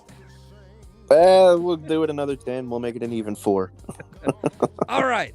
We'll do another. We'll go till 4 hours, and then I think then definitely need to call it a night. We can definitely do this if we all have a day where we can just set aside like almost an entire day. We could absolutely do a charity live stream where we just sit here and bitch all day. Oh my god. Oh. That would that would definitely be okay, you make sure to prep for it, make sure you're well rested. Snacks, drinks. Yeah, drinks, snacks. We're definitely going to need to figure out a few games because we're going to get bored as shit if we're just sitting here. I don't know about that though. That's the thing. It's like, we've been talking to him like we've been all right. I mean, to be fair, I am cheating because I am playing Dragon Age while I'm talking. I think one of our longest was the Cards Against Humanity one, wasn't it? Yeah, I think, wasn't that one like 6 hours? I don't remember. I think the long... that's... I don't remember, actually. That's I know a that good question. My interview, the one where you interviewed me, or talked to me, that was about 5 hours. Somewhere around there. 5 or 6. Yeah, because I think he still holds the record for the longest intro video. So That's because I just can't shut up. That's the problem. Nope. Caden, yours beats him out by about 16 minutes. Well, There shit. you go. There you go. The Cards Against Humanity was 4 hours and 12 minutes. Caden's intro was 5 hours and 17 minutes and 44 seconds. And that's only what we recorded. Yeah, because I think, because we You and I continued kept on talking after for like that. another 4 hours after that. Yeah, we've had some long ass ones. Ooh. Actually, I don't think Caden's was the longest. Caden's was not the longest. The longest stream. The longest one was TV Fathers, The Good, the Bad, and the Underrated. Oh, shit. Wait, Ooh, how? nope. Oh shit! I'm scrolling through them, and it's like that one was 5 hours and 19 minutes. Okay, so we've got one that was 6 hours. Holy shit! What the fuck were we drinking that night? Yeah, 6 hours was the longest, and that was The Media That Made Us. Huh. the movies, the TV shows, or video games that had a big impact on who we became especially during our developmental ages and such. Yeah, that one was 6 hours long. Whoa. Oh my god. We could absolutely do this for an entire day. We could. I don't know if I. Oh. Yeah, man. 6 hours and 3 minutes. Damn, that's crazy. Right?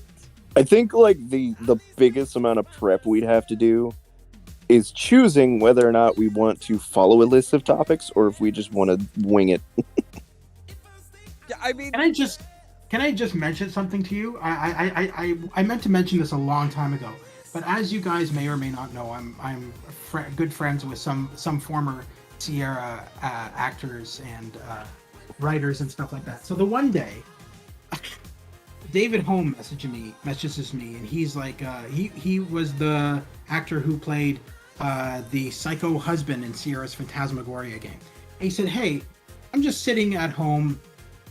And it was during COVID, and he said, "I'm sitting at home, and I'm, I just want to have something playing in the background that I can listen to while I'm writing. I'm writing out a book, because he's into he's writing poetry now, and so he's making a poetry book. And he said, I just want something I can relax to, that I can listen to and enjoy while I'm writing." And so I gave him one of your podcasts, and I think it might have been the 6 hour one, but I remember that it was one of the really long ones, and I said, "Yeah, listen to that." He's like, "Oh, perfect." So somewhere you have the psychotic husband from Phantasmagoria listening to your podcast. all right.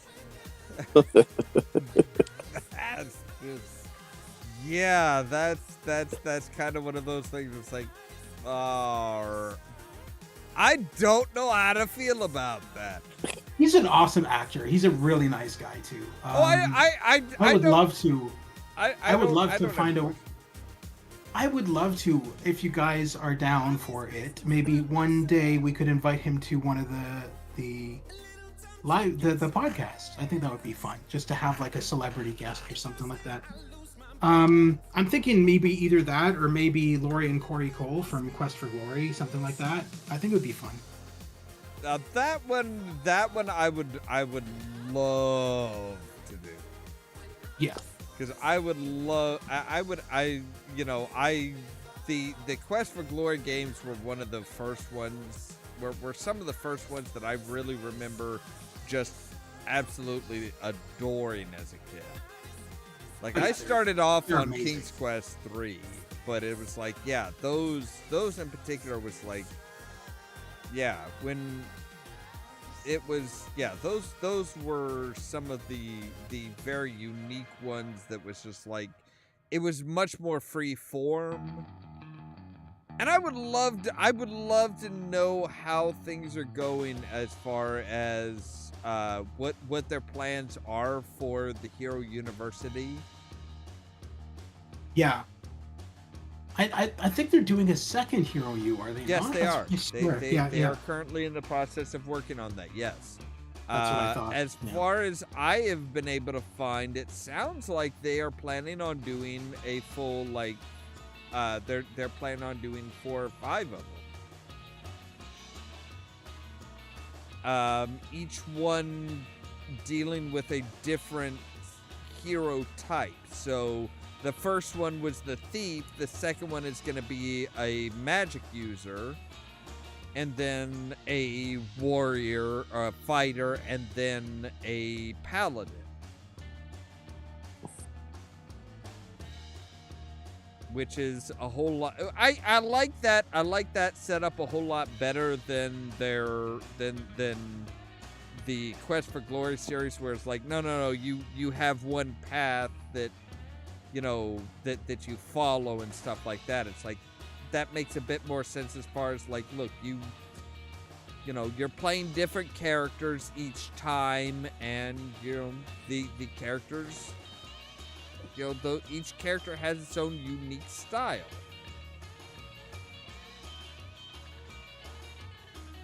I think that's a really interesting and fun way of doing it.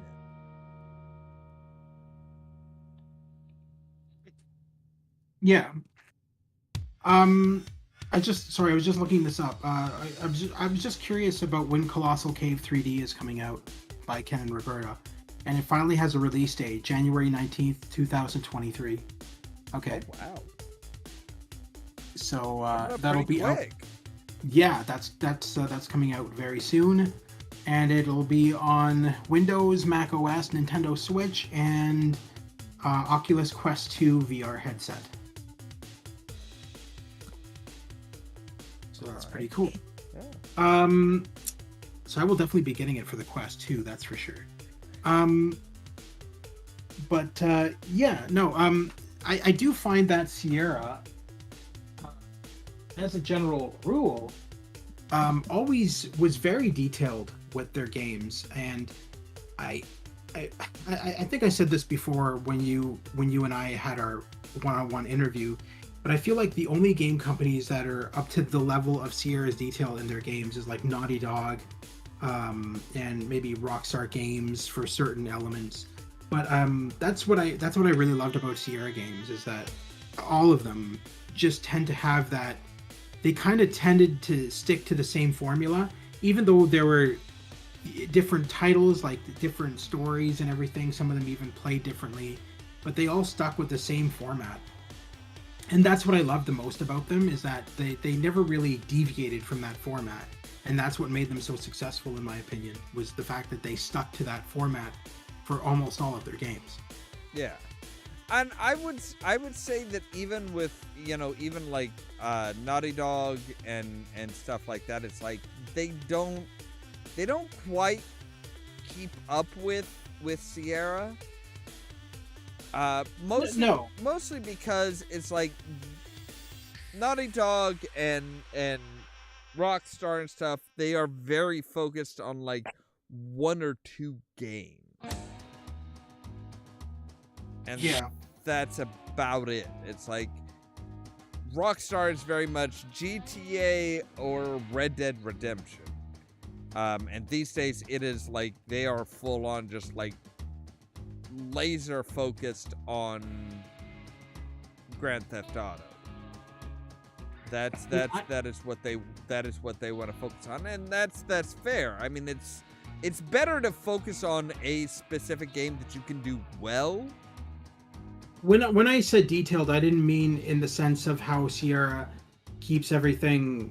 I meant in the sense of attention to detail, more so in their games in general. Their worlds, like as an example, you've been streaming Red Dead 2. You know what I mean in that sense. Their maps are super detailed, and the amount of stuff you can do is kind of mind-boggling at times. Like, there's so much you don't have to stick to. It's not a linear path that you have to follow. Yeah. Yes, there is a story, but you can deviate from that story. You can go fishing, you can go hunting, you can go for hikes in the woods. It doesn't really matter. You're not being forced down one path. And you don't have a time limit or anything. You can just mess around, do whatever you want. You're in that world. That's your world. You are living that life, and you can kind of deviate from the set parameters of the game and just mess around for a bit. And that's what I always liked about Rockstar Games, is you were never forced into doing the quests. I mean, certainly that was the point, was to finally finish the game by doing the quests, but you didn't have to do it right away. You had the opportunity to just mess around and just enjoy your time in the world. Yeah. But I guess my point as far as the difference between like modern day stuff and the older stuff is the fact that the modern day games are, modern day publishers are generally focused on like one or two properties. Yeah. whereas Sierra was like, look, this is the general layout of how we want our games to go. Now you guys go off and do your own thing. You guys go off and create your games. That's true. Yep. So you had King's Quest, Space Quest, Manhunter, all of these, Quest for Glory, all of these different games being made at the same time because they trusted their creators. They didn't say, all right, everybody has to be on this specific property, and that's what we're focusing on this year.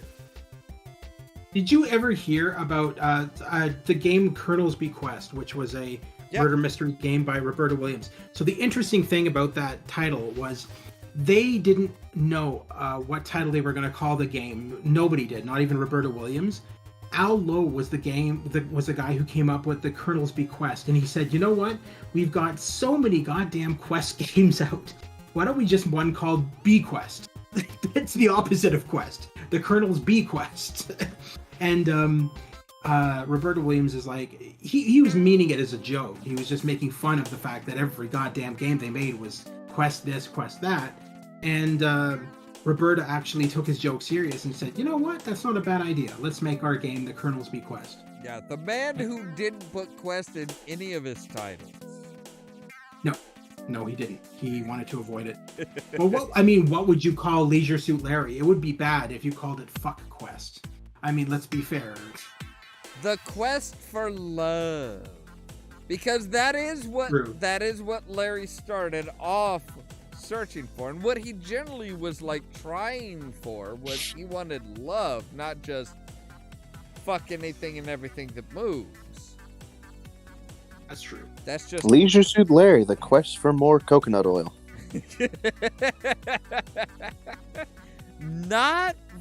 You're not wrong. You are not wrong. All right. Well, we have been going for over 4 hours, so I think it is time to call it a night. That's very true. Or at least stop the podcast. I would like to go to bed. Joke's on you, I'm in bed, still playing Dragon Age. I will not subject you guys to a view of me in bed. Sounds good. All right, so you guys want to say your goodbyes? Yeah, for sure. Have a good night, everybody. Thank you for tuning in, those of you who still are, and we'll see you soon. Yeah, what he said. Exactly. All right, thanks, guys. No problem. As always, thank you guys very much for watching. Whether you're watching now, watching after the fact, popping in and out, doesn't matter how you watch. I just appreciate the fact that you are spending some time with us. If you like the video, don't forget to hit the like button. If you're new here, don't forget to pound the subscribe button. If you want to be kept up to date of when we go live and stuff like that, make sure to ring the bell. Also, check out the social media links down below. The Facebook page, the Twitter account, the Tumblr account, all of those accounts, as well as the permanent invite for the Discord server. And as mentioned before, we are doing a charity drive for Shriners Hospital for Children. Links in the top description down below. All of that so that you can stay tuned for more from Ollamh Productions. Cheerio!